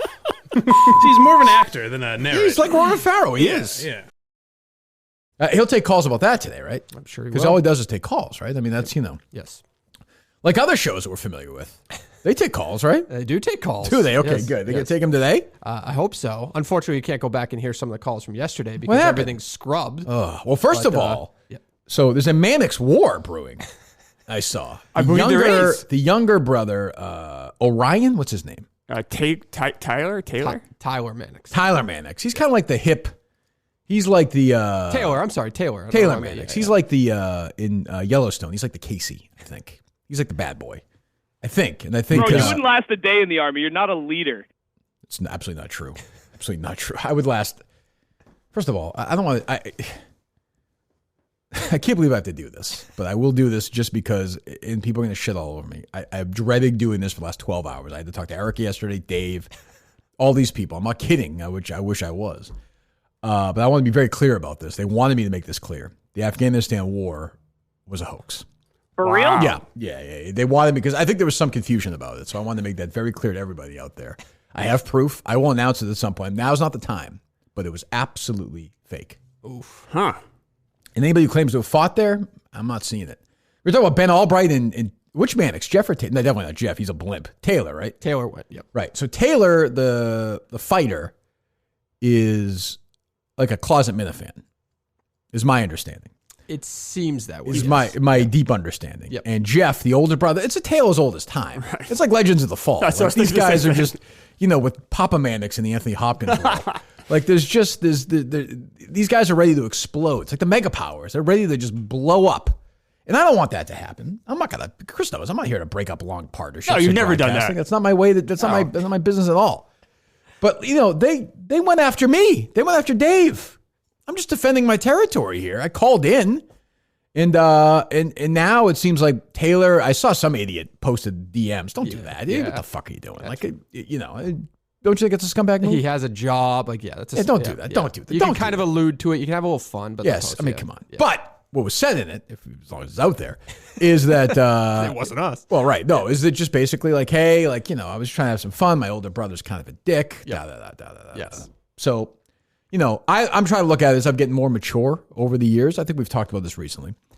Am I interested in these wars anymore? Yeah, I am. Like I'm kind of enjoying it because I want to fuck with this Jeff Mannix guy who just seems like a humorless asshole. Oh, totally. Yeah, I'm definitely Team Taylor. I guess, but he got mad at me too on that call. Yeah, but maybe he's trying to help his brother. Maybe he's a good guy. Are we? Should we just bludgeon them with calls today or no? I think that's a good idea. First of all, I don't even think you have to say that. I understand. Now. But I wouldn't mind. I wouldn't mind a lot of momentum well, out there. putting out there on Twitter on the show account just to let them know that if they take. I know their Twitter account's not protected. Their show Twitter account is protected. Their personals are not. Well, that's true. That's good. That shows some guts. I got the Taylor follow yesterday. Oh, is that right? How about that? Oh, I don't know if I did. I don't think I Yeah. did. Wow. So I mean, And he even liked one of my tweets about him. Well, I saw he was a tweet liker in general. Yes. I noticed on my account, anything that involved their show and our show, he gave it the like. So I think he's just paying attention. But I mean, they legally can't discuss it at the top of the show today, correct? They legally cannot? Well, I mean, they got the desist. Cease and desist. Oh, that's true. Yes. I can't imagine they would talk. I mean, I don't know. Well, I will ask them to desist. That's true. Thank you, John. I appreciate that. John and I had a nice talk yesterday afternoon. I'll be doing some weekend work for them. I think in the future. I hope. Is he considering you for 10-2 after that I performance? don't think I'm there yet. You're not there yet? No, I'm not ready to do middays yet. Is that they're on for 4 hours? Yeah. Wow. That's a tough beat if you're in Maine doing fun. I mean, you heard they're talking to high school basketball players, coaches. And today I'm guessing, will they be at like a sports bar or no? I don't they'll be in think studio. so. They won't be kicking off the tournament? That's true. That's right. That's what I'm saying. Like, all these shitty. Are they going to be in what's a good sports bar in downtown Portland? Well, you asked me to do a job yesterday, and you said, Oh, I'm sorry, yeah. I mean, you're my boss. I got to do what you tell me to do. I'm not necessarily a Murchison type, but it is what it is. Oh, good. Oh, yes. It All is right. what it is. Yeah, cracking. It is what it is. Oh, wait till I get to work on And that. this is- Wait till I get to work on that CPA on Chris's movie podcast. I am taking Chris down. So you just, I'm enjoying this. Oh, I'll be eating that popcorn. It'll be all mine, motherfucker. All mine. Good popcorn. Well, you asked where No, they'll it's be. after a movie. This is nothing better. That's right. Go home and have some popcorn. Of course. By the way, big accusations against you We'll yesterday. let Chris. Chris deserves time to respond to that. Thank later. you. I think that's only fair. Go ahead. Well, speaking of popcorn, there is a restaurant that many are a fan of that is an advertiser at the Big Jab. And that's where I figured. Did you say soon to be was an advertiser at the Big Jab? Well, you might say that. I just did my job over here. The 99 restaurants. are a big Jab supporter. So maybe they'd be watching the madness. Let's just say I know personally, I actually personally have in my phone the name of the man who controls the advertising for the 99s, among other companies. You know who this person is, Dave, or not? I don't. I do. I know him well from the old Kirk and Callahan days, and poof if I want to. Do you want to send me Bruce Mittman's number? Or It's not should I Bruce. look it up? No? Not Bruce. No, Okay. I don't know Bruce. I don't know Bruce. All right. I know who he is, but I know there's somebody else. Ooh, that's a good start. All right, they'll be gone if I want them to be gone. I like this. Okay. Thayer Corp, which is heating and HVAC, basically. They get awfully cold. So they are a big supporter. Mark Motors. This troubles me. Call but it I have a Kirk job. Motors now from now on. Oh, I got my second car from Mark Motors. Well, Oh, see ya. No. Okay, go ahead. You have a choice to make, Yeah, Chris. fine. All right. Mark Motors. All right. Might be good for the show. Efficiency Maine. All right. All right. Springer's Jewelers. How does Bob do this? Like, where does he? He should. What's it called? Like Steve Martin does it now for comedy. Scorsese's done it. Like, Oh, the master class. yeah, Bob should do that. Like Don't a you master think? class. Yes. Taking you down Yes. a sports talk radio Yeah. network. Yeah, I mean, who's been better at it? No, he is the master. Do you have his number, Dave, or no? Well, I may. Let me see.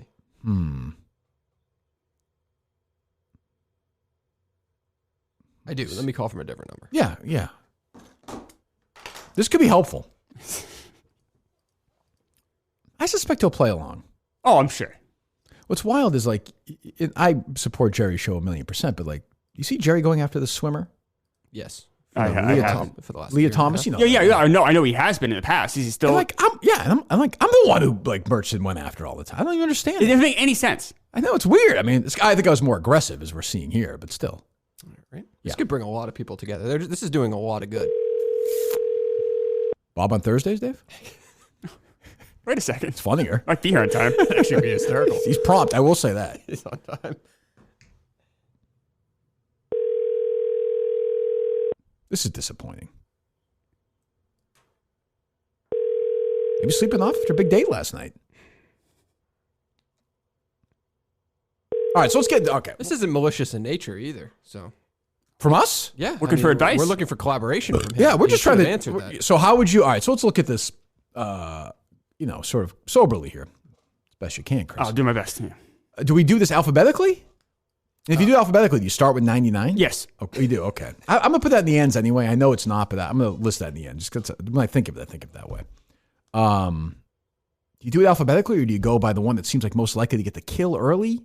The one that can scare you the most. Like, I don't know how you do this. You go for the low-hanging fruit. Oh, good. Yes, Chris has So- history in sales. So you want to go for the easiest ones first. Plus, if you do this analytically here, Go ahead. you hit those ones, the easy ones, and then you can go to the harder ones and be like, hey, I got so-and-so and so-and-so to leave the show. Right. Because then you can... Sure, I know how that goes. Yeah. Okay. Where would you start, Dave? But it's got to be good to take down like a very loyal client too at the same time. And somebody Sure. like, let's just say, I don't know, I'm just doing my job. Let me remind you. I understand. No, look, none of us want to do this. No. To be clear, we have to do this. Feels This is a hard. mandate. Feels You think I want to do this? I don't want to do this. You Go don't ahead. seem like you want to do this. JT Reed's Gun Shop, Auburn, Maine. Doesn't that sound, actually, JT Reed's Guns and Cigars, probably, this is just a guess, probably one of the most loyal human beings to ever walk the earth. I mean, that to me feels like a $600,000-$700,000 advertiser. It has to be. Has to be. Has to be. So I mean, can we gut that right there? But that might be their Kaplansky. That might be the guy that writes the letter saying, hey, but like, fuck you. But like if Eli, like he did that, like I'll do what Bob did. Like no problem. You retreat, you turn around, you get your kill somewhere else. Yeah, I was born to do this. I actually think that Bob and I might wind up just like starting a business together where we do this. This is great. I never realized how great this is. It feels good? Yes, it feels great. I have to, you know what? I apologize to Bob Murchison. Oh, wow. Yeah. Turns out he's okay. Now, here's the issue. How do we tie my other friend in this? Cheryl. How do we get Shirley involved? We need to get with like the Portland Press Herald, right? Is there a Mannix history of something that's anti-Asian? Was that correct? I don't. That's kind of what got her. That's what got her. Yes. Feathers in her ruffle. A or little whatever. Fourier incident. Yeah. I Can we lie? We can just lie about that, right? Because their audio is all messed up. But you want to go after Boston? You're trying to get the Portland newspapers. Yeah. Well, I know, but maybe Shirley. Right? Is there a Shirley up there? I don't know. There must be. I would think. I don't know I don't read the Portland newspaper. That wasn't part of my research process yesterday, good job, unfortunately. Jeff Mannix, however, was, and I can just tell you for a fact that he basically borderline doesn't exist. Like, there is nothing about Jeff Mannix out there, unfortunately. Besides his hockey play-by-play. What do you think that's about? I'm not going to say he's not successful per se, but Right. it's probably something along those Well, lines. I mean, we know why. Blogs. Blogs. I mean, blogs fuck this guy. Blogs really fucked him over. took the legs off from under him. These blogs in sports. And I talked to Portnoy yesterday. He's not going to $50 million because he's a negotiator. I've negotiated with him contracts. First offer for Jeff Mannix, $30 million. Wow. Yeah. Just $30 million cash. All right. But it's only for Jeff? You don't get Taylor? No. Well, Jeff said he wouldn't go for $50 million, right? It's true. Isn't that right? That is correct. Yeah. So, all right. So, who should we call first? Well, I got some more. It's up to you. Oh, yeah, go ahead. The main lottery, I think, would be a tough one to take down. That's tough. That's tough. Yeah. But not a pot. Never say Merchant is a never say never guy when it comes to this. Yeah, Big and Auto over there. They got a great. Whoever's selling automotive at the Big Jab is doing a great job. Good for them. Lee Truck Center. Okay. Let's see. Ripley and Fletcher Ford, which is actually commercial. They got a nice car thing going right there. Yeah, they're doing pretty well.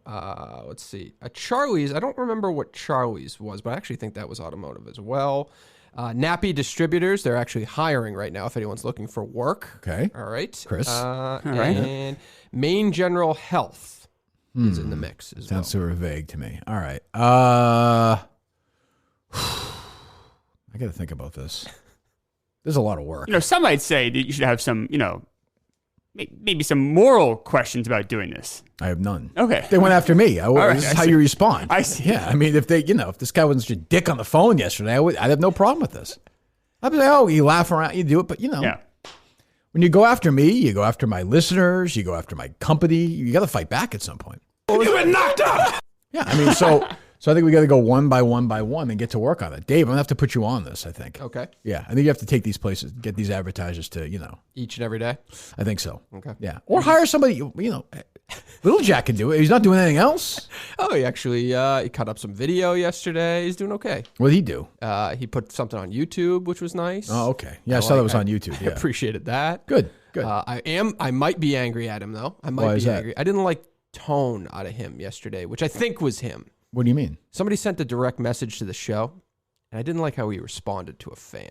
He responded to the fan? Yeah, which I didn't love. Can we hear what was the this is? message? Yeah, somebody sent audio basically to the direct message. Okay, of it actually might have been the fan who sent this. I forget. But it Okay, was basically good saying job. like, hey, you can send that audio to MinutefanHQ.com. You can upload it yourself. It's like, no, they can tell us, they can alert us to something and we go do our fucking job and go get it. Okay, did you tell him that? No, because I didn't know if it was him yet. Why didn't you ask him if it was him?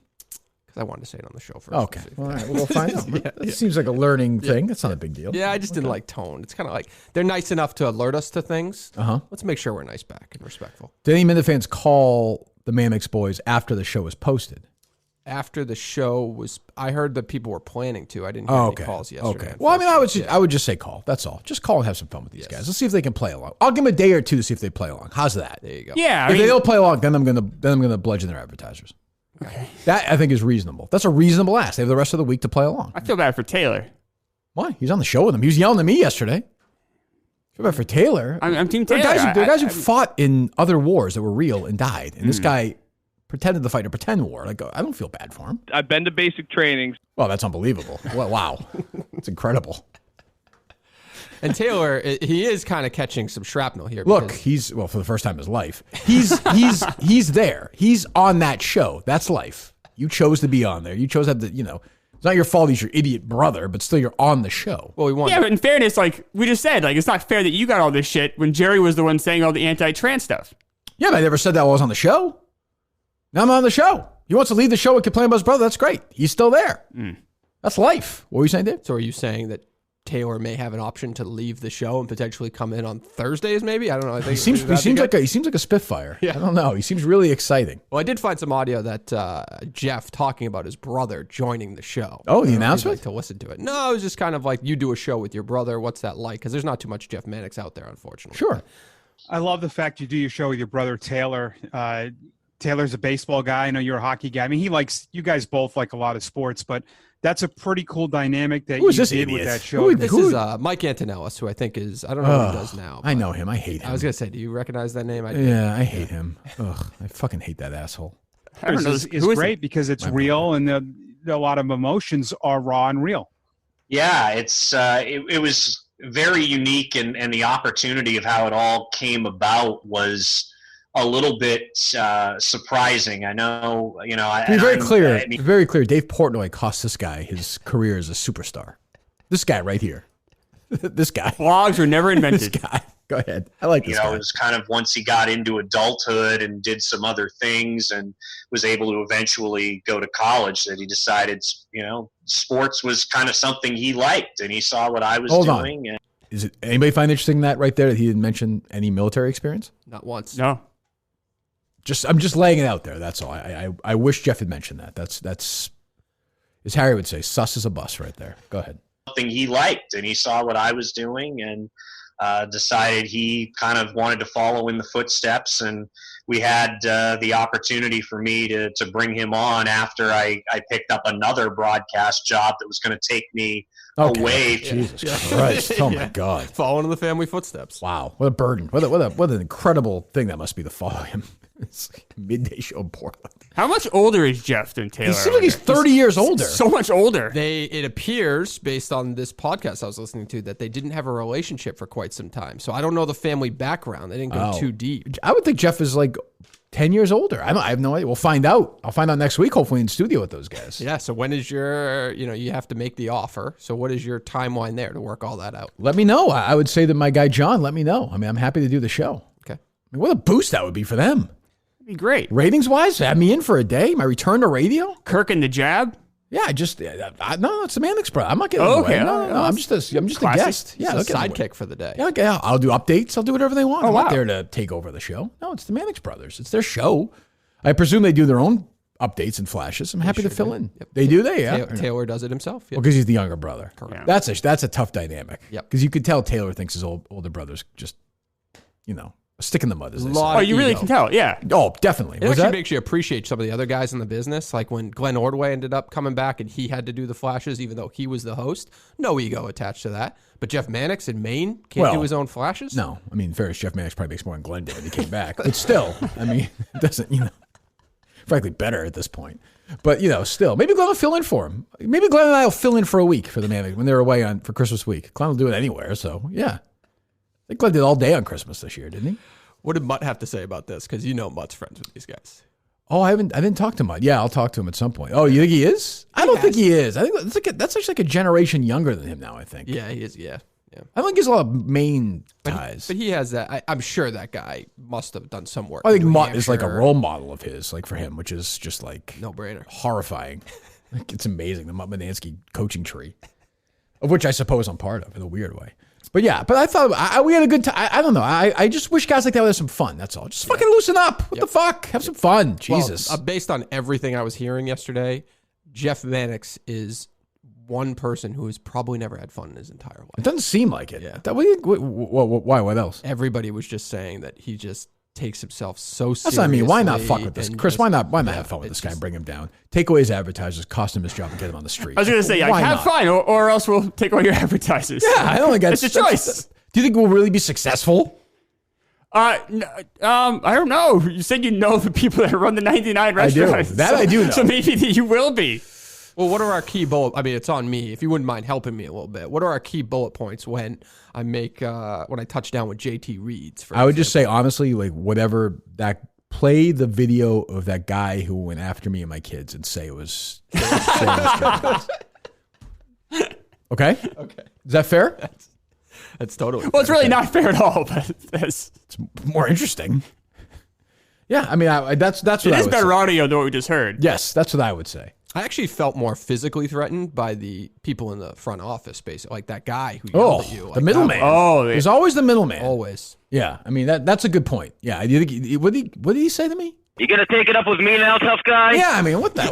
That's the kind of attitude you want to say to advertisers. Like that's who's out. Just so you know, that's as a customer. I have a good friend of mine who has a very prolific Yelp page. And like he wouldn't put up with that. No. So this is what I'm saying. One star. Right. I can't. What kind of service was that call right there? 1 star. Oh, 1 star. Oh, he hung up on you. Yeah, did he hang up on me or hang up on him? I think he hung up on you. Yeah, he hung up on us. Call yeah. that number. I want to see if that guy's on there. There we go. What was his name? I don't think he said his name. Let me see. He started shouting back at you too? Like when you were kind of making some noises at him, he started I was scared. I was mocking you. Yeah, I was scared. I was intimidated. Wasn't right. That's not right. No place for that.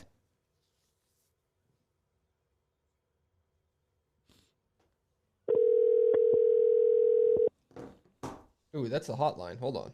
Sorry. Ooh, get some tickets. What did I call yesterday? Let me see. That's a different number. The show was also, of course, I think yesterday, a study in my brain. Where I was from, rage and depression and anger to joy in 2 hours' time. It's quite a ride. And just working with nothing and still doing it.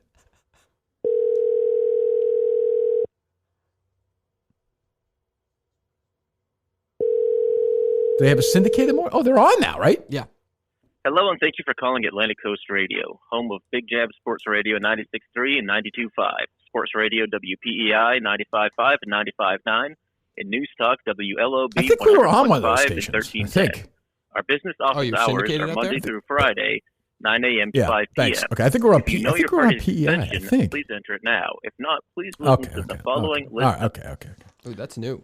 I'm obviously in New Hampshire, but I never really listened to Portland. Portland's far enough away where I just wouldn't listen to Portland talk radio. I'd listen to Boston instead. We did awesome in Portland. I don't know why, but we did like better in Portland than anywhere. Like even Boston, I think, looked great. Like it was crazy. I have no idea why that was. No idea, but yeah. I guess I listened. Now your frequent heartburn's back. Okay. One Just making second. sure One second. What was that? That's a national ad. We can't control that. Yeah. Oh, really? Yeah, but that's a different. Tell Murchison that. What kind of attitude is that? You suck. Well, you got. that's a tough You're one. a fucking This pussy. doesn't bode well for this plan. Whoa. That's a tough one. That's a tough one to take down. You got to go local first. You got to get your Kaplansky. I don't know. I think this is where you're wrong. This is where you're wrong. This is where Murchison and I would tell you that we're wrong. Bob and Kirk. Kirk and Bob. Merchant Minahan? Like Merchant Minahan and the merch. I feel like, out of respect. I like Merchant Minahan, like that kind of thing. He definitely deserves, he's got to be the Oh, no, first he has name. top bill. Yeah, Of course. yeah. He's earned it. He's at the this greatest point. ever at it, of course. He's the greatest ever do it. Like he essentially did it by taking down the national advertisers. Well, that's right. That's your best play. O'Reilly Auto Parts and Wendy's. Right. No, they had no idea, so he'd bludgeon them, and they would be like, look, Turtle Boy wrote a great story he wrote whenever that was. Like, I don't fucking know anything about the show, but just get it off. Get it out. That's how you do it. Yep. Hey, the Mannix brothers did this. They threatened children. They did this. They have issues. The, question stolen valor, that kind of thing. Yep. And then the national people are like, we don't know who these guys are, but we don't want them in our lives. But here's the issue, right? Mhm. And this is why maybe I'm not as ineffective as you. Merchant seem to Minahan, think. I like that name for the show. A good title for the show. I do like that. Go ahead. Yeah. The advertisers that you had that he was able to go after that were Mhm. national, Yeah. those people actually purchased the Kirk and Callahan show, Sure. meaning they deliberately spent money to put into your pocket. Right, I recall, yeah. The advertisers in this situation have no fucking clue I think who, that makes it, what, where, that's why I think it when. makes it easier. Okay. Don't you? Oh, absolutely. The Nationals the way to go. They have no connection. We're going to take these guys down. They have no connection to you. They're in whatever. They're in. There's nothing better right now than taking down small radio stations across America. Next, I am going to go theater chain by theater chain and take them down. Theater chain by Movie theater chains. I want to take movies. No, movie theaters please out don't do next. that. Yeah, I think Please that's, don't do that. They've done some suspect things, haven't they, Dave? They absolutely Yeah, have. Provide great entertainment for people. I've heard Cinema Salem absolutely sucks. No, they're local. You don't want to go after them. This way, I heard. I'm happy to go to whoever owns them or whatever legally and say, look, I heard one of your managers or whatever on a podcast months ago break a kid's heart by saying they were going to be closed for 2 months. That's no way to treat your customer. They're reopening. You can't do it yet, but still, think of what they did to you. That's not fair. It was a sad day, but Are they reopened now? Yeah. Oh, good. Thank God. Thank God. All right, so good. So now we have a game plan. All right, now we're cooking with some gas. This is what I like. This is what I like to hear. Okay. Crushing dreams. If he's listening out there, because he didn't answer the phone, and maybe he thinks we're ill-intentioned for some reason, I don't know why. But if Bob wants to, talk off air, if he wants to, maybe something on YouTube, video, How about this? whatever. How about this? You okay with this? Milton's. Bob and I and you and Dave. Milton's at lunch after. Yep. Some tips. I think Bob is probably the kind of guy that he'll probably drop a random hair in his soup or something. Free meal. I could see him It's a very informative lunch. Ripping a hole in the shirt, bunch of free stuff from Milton's. I could see him going this whole way. What's the? There's a Wegmans there. I can see him doing a fake Kevin Mailer, which he did a lot. A fake fall for a little quick lawsuit money. Yep. We could follow him around and like learn from him. That seems like a day right there. That's It sounds like a day I'd never forget. Absolutely. Yes. I think we should do that. I'm in. Listen. All right, tweet that out. I want to learn. Tweet out, Dave. Bob Murchison has agreed, in principle, to join us in Milton's for close and lunch a week from Monday. That's exciting news. It is. I mean, I will admit I was a little disappointed that Bob Snyder sounds like won't be joining us. Oh, what happened to that, Dave? I don't think he was ever asked. Maybe it was something I forgot about. What are you doing? I haven't even responded to his apology text. Unbelievable. His pain. I have trauma too. I'm going through things. Things are you going through? The Bob Snyder situation, personally. Oh, sure, I understand. All right, so we'll go to Milton's. We'll get our great clothes. Okay. We'll go to the one right now in Chestnut Hill Square, Chestnut Hill. Though soon, we'll be going. Although I love that one, we'll be going to Burlington as well by the Burlington Mall. So I think that's where the Sears used to be. I don't know how familiar you are with the Burlington Mall or not. More recently, I'm more familiar with it. So I was walking by, seeing kind of some of the stuff Milton looks like they're doing in there. Looks pretty very close. exciting. Yeah. The Sears there used to be massive. I think they're putting in like 6 stores there, Dave. Is that 4 stores or something? Seems about right. Is that right? Yep. Yeah. I was talking to my brother Ryan yesterday, my only brother, and I said to him, based on the old game of yours, essentially, like how much would I pay for that experience to go back and have a full day at the Billerica Mall, like set up exactly like 1982? And I decided I would pay $5,000 for it. For one day? Yes, for that experience. Yeah. 10 to like 8. I think I'd pay $5,000 for that. Burlington Mall was a little older by then. Billerica Mall had everything. I think I'd pay $5,000. I think it'd be a great day. But I'd want it to be exactly like 1984, say. The exact same stores. Everyone looks the same. Stores are the same. Everything's the same. So you're paying. Can you make that happen? I cannot. Okay. You're paying for like a time capsule. Yeah, nostalgia. I bet there's like a market for that though. For like, why don't they rebuild that? Just like have rich people for rich people. That's what I'm saying. It's a great idea for the metaverse, actually. Do you think build it virtually? Do you think there's money in there? I think the problem is these rich people, all their needs are so finely tailored. Yeah, not rich like they're that so either. specific. Yeah. So that's the problem. Where it's like it would be so. That sounds like a wonderful day. You know what just went up in Boston? I think it was delayed because of COVID, but they basically made like a high-end food court. Right, so it's not like McDonald's. You can't get any of that. But it's like local restaurants. I feel like an investor could come in and win over that nostalgia feel of like you own the Little Sam Goody or whatever. Like they'll give you the name. They'll give you the name. What if it was like not quite exact the same? So like gotta be the same. You had like a record and tape store, but it wasn't necessarily Sam Goody. You had an arcade, but it wasn't. You know what I mean? You had like. I think that's the same. Yeah, I think it's the same. And the Billerica record store was not a chain store. It was a local store. Oh really? Yeah, and they used to have the Hot 100 chart right there and the 200 album Billboard chart right there, so you can look at it while you're going through the records. I mean, I would, I know you lied about Blockbuster, but I would spend hours in there. Literally, I would spend that. My mom would just drop, whatever. She'd go shopping or doing whatever. I think it's much more normal to spend an hour in a video rental store than an hour at a record store. Absolutely not. Yes. No. Yes. No. Yes. No. A record store? Yeah. In the 80s? Absolutely not. Absolutely not. A big video rental store in the 90s? Yeah, that you could easily spend an hour and a half there. Yeah, anyway. But we'll be at Milton's. Chestnut Hill Square, Chestnut Hill. Or go online to miltons.com right now. Get your clothes. Get ready for the spring. All the great stuff. Tommy Bahama, Vineyard Vines. I'm going to say it right now. He's a slim guy. Bob's going to look good in some of these clothes. Bob is going to look good in some of these clothes. He's a businessman. I mean, obviously. I hope he's a good businessman. I'm his partner now. Yep. Put my entire fortune in this. I've already transferred everything over to him. I hope so. He's made a lot of money in his life. I get more compliments when I wear Milton's clothes than I do when I wear my other clothes. I would hope so. It's only going to help Bob. That's true. Yeah, it's going to help him in our business too. Yeah. I hope Bill and the rest of the guys at Milton's are okay getting the business with Murchison. We're going to find out. I can't imagine why they wouldn't. They'll be okay because we're okay. It makes life easier for them too. Yeah. Like now he's just like sending them like messages. I think it'd be a lot of fun to work with. Would you be okay if Bob has Gabe tag along? Sure, I got no problem with Gabe. Why not? Nice. Yeah, sure, why not? It's not my problem. Doesn't sound like Bob would bring in his wife, but probably not. I don't think Judy will be there. Okay. But Bob's not sending Bill like the nicest emails ever after this. Well, I don't know, but maybe he will. I don't know. I hope so. It's a pleasant thought. At Milton's, you'll be as comfortable in our stores. You'll be in our clothes. Shop online at miltons.com right now. Get your great clothes for the spring. Look good. Get your suits. Buy one, get one free as well right now. Calvin Klein, Ralph Lauren, Tommy Hilfiger. all on sale as we speak. And shop online at Miltons.com. We'll be there a week from Monday, I hope. Myself, Dave, Chris, Mike, and the Bobs. Snides and merch. Mike has a big announcement. I have a big announcement. Oh, yeah, we talked the phone. It's I'm just you've made the point that when I come on this show and promote what I'm doing right now, it's a little wordy. That is Substack, right? Yes. Well, it's now. Are you a Substack subscriber? As of yesterday. Dave, are you? I am, but he's. I think I went today. Did I? Dave promoted today. Oh, yeah, I did. Is there one today? Yeah, it's about set up before I left. Because what he's going to tease, I was proud of him in this moment. Let me see. That's why I posted that. If I look at this email, will I know what you're talking about? If you scroll to the end, to the last of the Friday 4-pack. I have never made it to the end of it, but go ahead. You scrolled through. I'll let you scroll through. Okay, let me see here. Let you make the announcement. Good, this be good. Mutt from Mutt's Substack. Yep. Pats need to, quote, get to work. Okay, just scroll to the end. I'm reading Scroll to the fucking end. You wrote it. Just scroll to the end. I know I wrote it. Just go to the end. How's your bracket? All caps with 1, 2, 3, 6 question marks. Okay. Games were fun. Parentheses. Well, the day games. Yes. And parentheses. Night games sucked. I think it should be well, comma the day games. I'll send you. Instead of my brother, I'll send it to you to edit next week. Good. Okay. Ignore that too. I certainly will. Let me see here.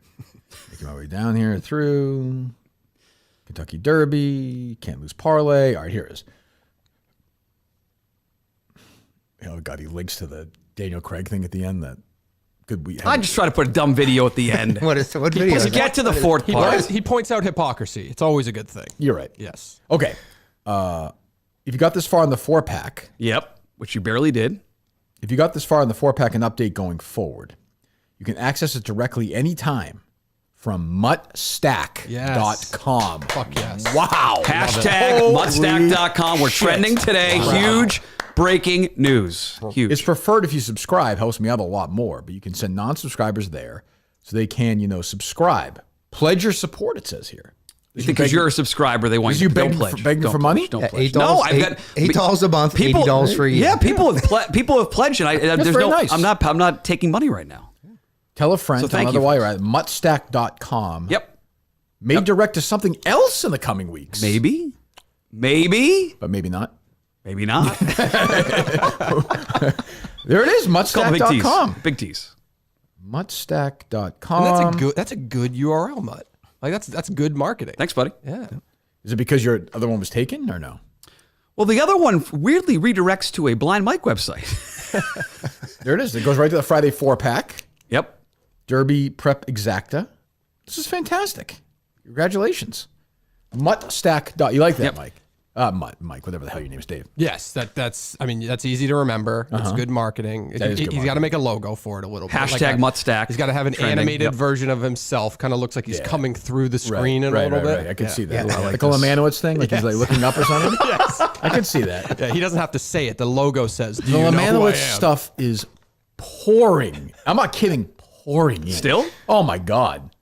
This would be like, hey, is anybody ever had an experience with John Dennis? Like these, it's like it never ends. Yeah. It fucking never ends. Have you been getting them? I haven't heard back yet. I have been getting. I've heard about fights at bars. I've heard about. The man was a madman. Are these DMs? Or are these people reaching out to you directly? Both. DMs. Yeah. Yep. So I don't know. Yeah. We'll see. He doesn't look like a guy. He looks like a guy. He doesn't look very playful either, though. Like I don't think he's gonna be joking. But he looks like a guy who wants to be everyone's friends and trying to be friends with everybody. So he doesn't look like that guy who would be a "Do you know who I am" guy. How old do you think Lemanowitz is?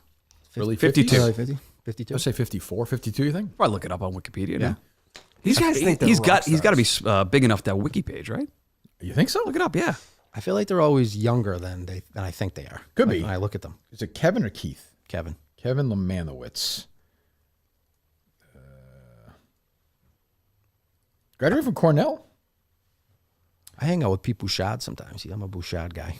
Channel 7, right? Yeah. Good for you. He's a cousin of a cousin. There's one. It's Eric Fisher. He's the best weather guy. It's Sherry Smith. Who's the guy we like? There's a guy who's a fan of ours. That's good too. Is he a Maine meteorologist? He tweets at the show all the Yes, time. Ryan something, right? Yeah, I like him. Ryan, is it Exton or Bexton or something like that? Yeah. He follows me too. Breton or something? Breton. Yep. Kevin Lemanowitz age? 52. 52 as of 2021. So he's 50, probably 54 or 53. Good call. So there you Rob go. Adam. Wow. He was born in England. What do you think of that? And went to Cornell. Big born money on in that Christmas family. Day. Like Jesus himself.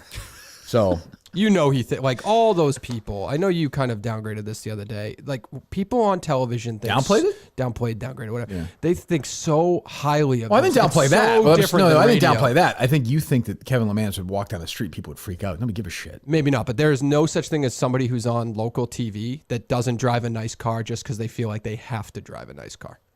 Is that fair?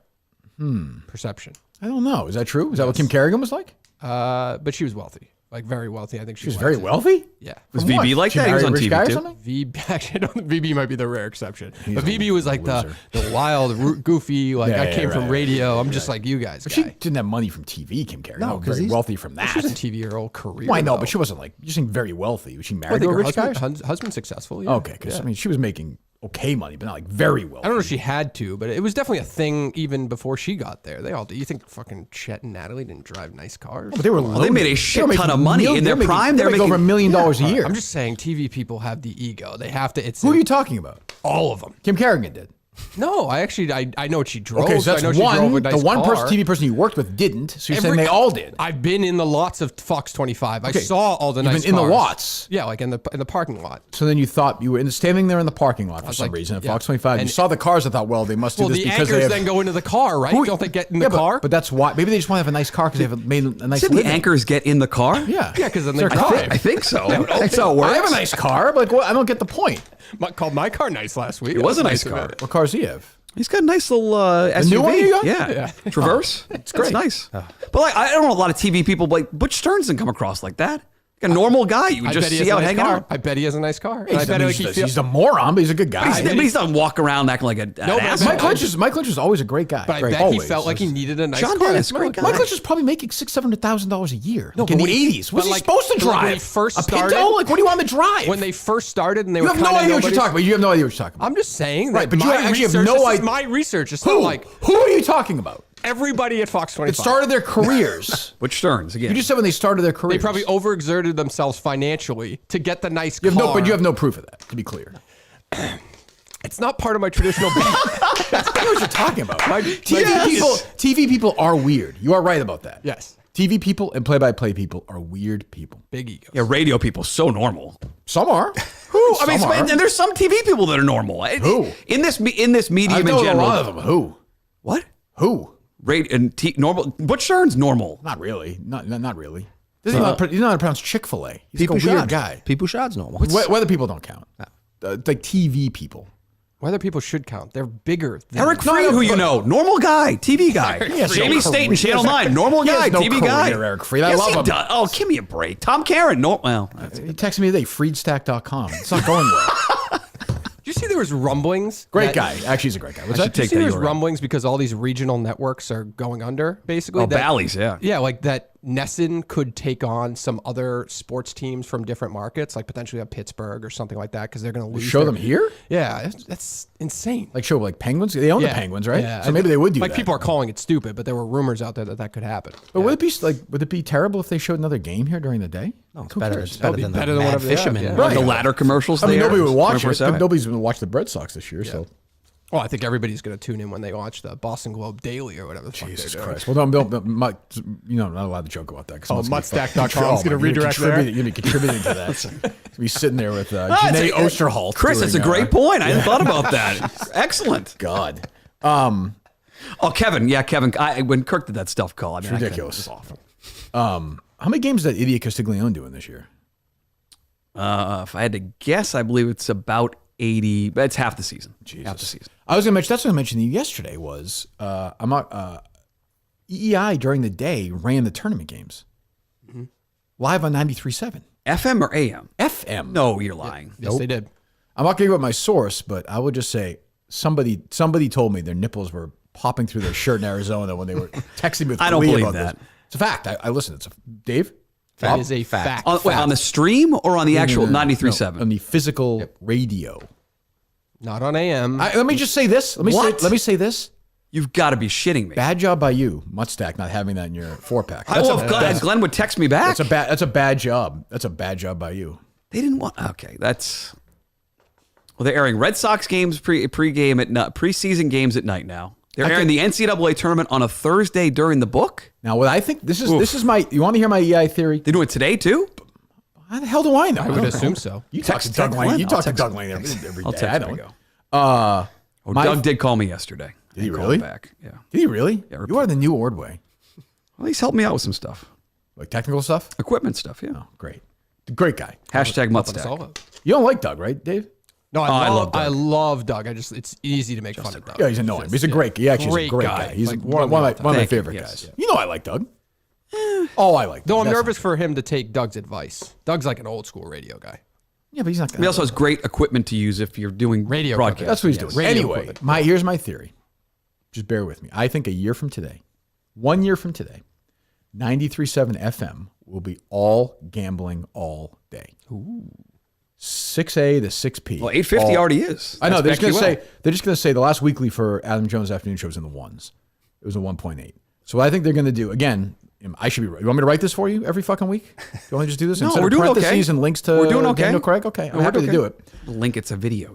Whatever. So link to Daniel Craig. Whatever. So fall down running today? Why not? I'll get there in a second. Why not at this point? If you're going to get a 1, get a 0.6 and just do gambling all day. You'll get advertising. Like, why not? That's where the money is coming from. Right. Odyssey their stock is under 20 cents right now, but I can tell you pretty good knowledge of this. The gambling part of it, the BetQL part of it is making a legit amount of money, great sponsorships. They're out in Vegas. The whole thing's out in Vegas this weekend.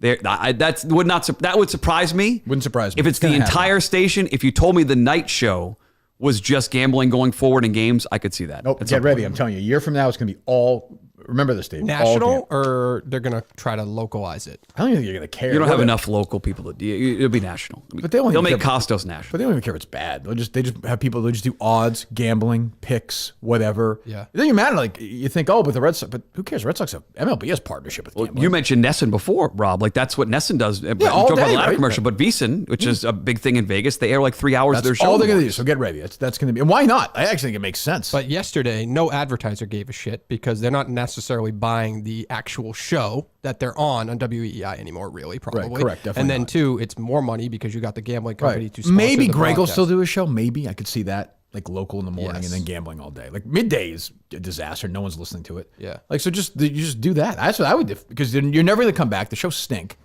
So just do that. Yeah. That's a wild move. In Boston to do that Thursday and Friday? It's over. Yeah, they do it. FAN used to do that 30 years ago. Yeah. Mike and the But Mad Dog also- would jump in for an hour from 5 to 6 between But games. New York That is was also, when but New York couldn't is get also, anywhere. New York is also crazy though too. It's got But you people- can also stream this on your phone anywhere and get the video of it now. Yeah, I can't imagine. But if you're doing the one, what are you laughing at? But you can also stream it on your phone and get the video anywhere. You let him. I mean, you're gonna Dave calling Yeah, him? the hosts, the TV anchors going to their cars. Well Shut said, up. well said. You got there. You landed the plane. What else is going on? I wanted to hate Mutt for going on BetQL, but I get it. Like, they're probably his He's a friends. loser. He's a loser. and It's fine. No, but it's also gambling money. It's like, a great he's got guy. to stay. Yeah, but it's sad. It's sad. What is sad about it? What's sad? That they company fired fucking you. They sucks, fucking Mutt. kicked you. Oh, it's totally different branch. Who owns it? The same company, but different branch of the company. Who owns the company? Odyssey. Who owns Odyssey? David Field. Okay. Who owns EEI? David Field. Okay. Did you get fired from EEI? But that contract was not renewed. I wouldn't call it a firing, but it was not renewed. Yeah. Whatever. I mean, it's fine. It's whatever. You're just you're trying to make. I like the BetQL people quite a bit. They're great. Mike, Very I'm sure smart you people. and all your buddies are very excited PJ. about. Hold on. Not only Hold on. They do a show from outer space. Who is that? Who's that now? Costos? Now That's you not can Nick do a Costos. show from Your mics have sounded anywhere. awesome every time you've had mics. You wanna play some sound of your shows? Who is that? Fucking Marconi over here. The great equipment. Who is that? Can't turn a Who camera is on that? for himself. That's PJ Glasser. It's my guy PJ. Loser. Oh God. He promoted the Substack for me. Thanks. So PJ. do I. Who do you think got more Substack, from me or PJ Glass? I would say you, but it's close. PJ's got reach. I bet you 30 Guys people got are reach. listening to that. Go ahead. Mike, I'm sure you and all your buddies are very excited about. Hold on. Are you and all your buddies excited? Oh, we're just stuck. I'm just asking a question. What? I'm very excited. Yes. It's tourney time. How's your bracket, bud? It's busted. I can't believe it. Arizona knocked out by Princeton? It's not how PJ talks. How dare you? What's that Furman kid doing? Whatever the fuck. Who'd they lose to? Who'd they beat? They lost to Furman. No, Furman won. Who'd they beat? Virginia. Is Tony Bennett still the Princeton coach? beat Arizona. Tony Yeah, Ben- Bennett is, yeah. Yeah. Tony Bennett's the coach. I lost my heart in the brackets. Jesus Christ. Love PJ. Let me hear this idiot. Not only the fact that betting is now over, but the time of the Not year, only the you fact. really couldn't ask for much more, could you? Yeah, PJ and Kate, good morning. Yeah, kid on. What is wrong with that? What's the laughter for? I don't get it. It's always a pro move is to say the host's name when you go on. You say hello. It sort of diffuses the whole situation, and it makes it more relaxed. Where's the tension in the air there? This guy is. Well, it's not tension. You know what I mean? Like no, you said diffuses the situation, which it diffuse that suggests tension in the air. You're right. It makes it more comfortable, I think. Yeah, there was when I hear a guest discomfort in that. That guy seems like he's really. But when I hear a guest say the host names, it feels like it's more friendly. Yeah, PJ and Kate. Good morning. Morning. I like Constable. I like the world worn weary. Like yeah. Good morning. We're doing it again. It's another year of the tourney. It wasn't even tourney talk. This was from Mass going live last Friday. Fuck? Oh yeah, it was your big day. Yeah. It was a big day. I know. I agree. It was. Yeah, kid on Christmas. Like I don't have that same experience as my kids do now. I get that today. Well, no shit. I was up at about 4:15. Getting so literal with this. It's just it's so annoying. You don't even know what you're saying. You're just saying words. You're just saying. Mike, how many bets have you placed so far today? Oh my God! How about Wait, Mrs. Bradford's they're all the same. Jen Bradford's now hosting the show. Broads are all the same. Jesus Christ. That's the best of you plays today. 45,000. It's like fake enthusiasm. Gee, who is this? It's real. That's Kate Constable. Oh my God. No, they're very good hosts there at BetQL. He did have a good answer. Absolutely. I'll give him credit. He had a good answer. I answered truthfully. Go ahead. Mike, how many bets have you placed so far today? 0, because I still have to wait another 38 minutes, Kate. Oh, shoot. Good job, Kate. Yeah. You fucking idiot, Kate. Idiot. Dummy. Jesus. She one of the ones that your guy, Brian Barrett, wrote about? No, not Brian Jason, Barrett's at the Jason Ringer. Barrett. Yeah. Jason Barrett. I still haven't read that. You alerted me to that. The women of Odyssey Gambling.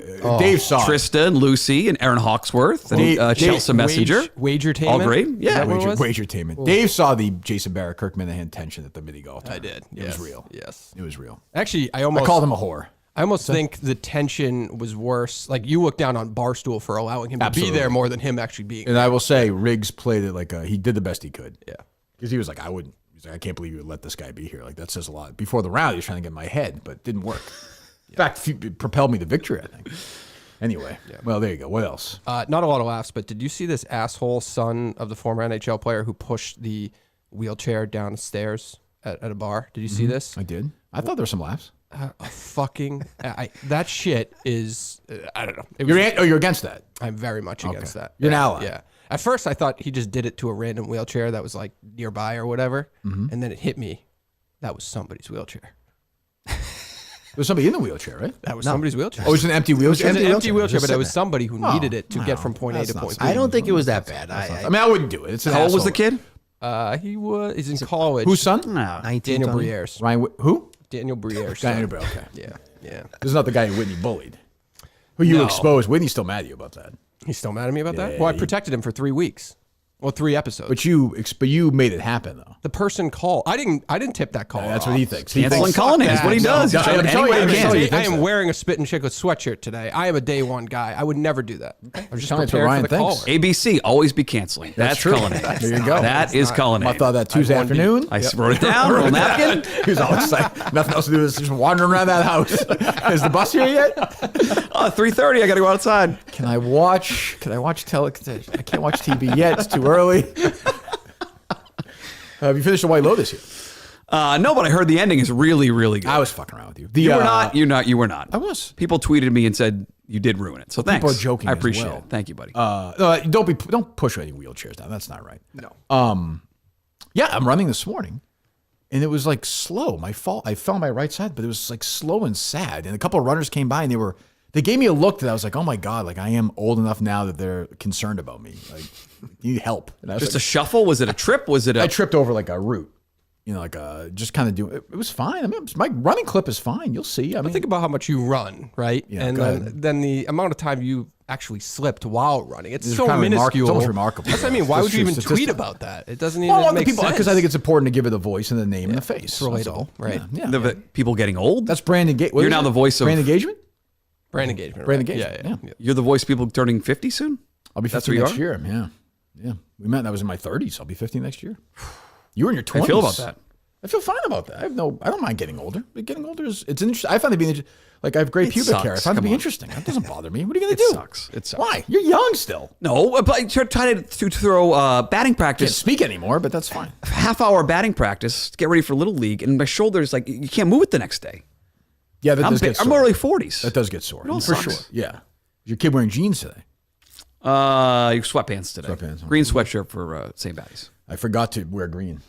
Jerry would be very pissed off. Why are you wearing green today? I was driving in, I was like, I actually thought of Jerry. Why aren't you wearing green? Is it that hard? Oh, Jesus. You know who Matthew Wolf is? Curtis, play that song coming back. Yeah. There was some Irish thing he always wanted to play. Play that great song that guy wrote about his son who died. It's funny. Or you can't not watch Braveheart when it's on. I got to do it. How would you do this? 1 second, we'll do that. How would you have handled it by yourself solo, 6 o'clock, Edwin Diaz injury? What's the pause number? What angle are you taking? 3, How serious is it? 2, 1.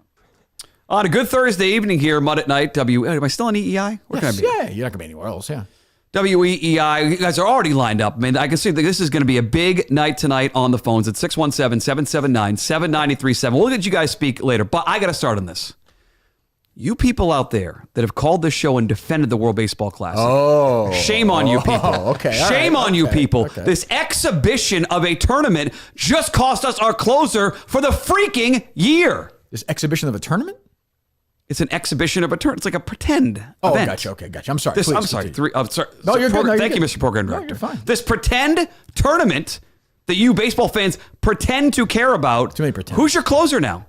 Who's coming out of the bullpen? Jesse Orozco? Is he coming out of the bullpen? Joe Hesketh? I don't think so. This guy is paid so much money to pitch for the Mets. Not for his country, for the Mets. I don't care if they win. I don't care what countries win. I want the Mets to win. The country of the Mets. Why do you want the Mets to win? 888-SAY-ESPN. 888-SAY-ESPN. Change your job? We got to change the number.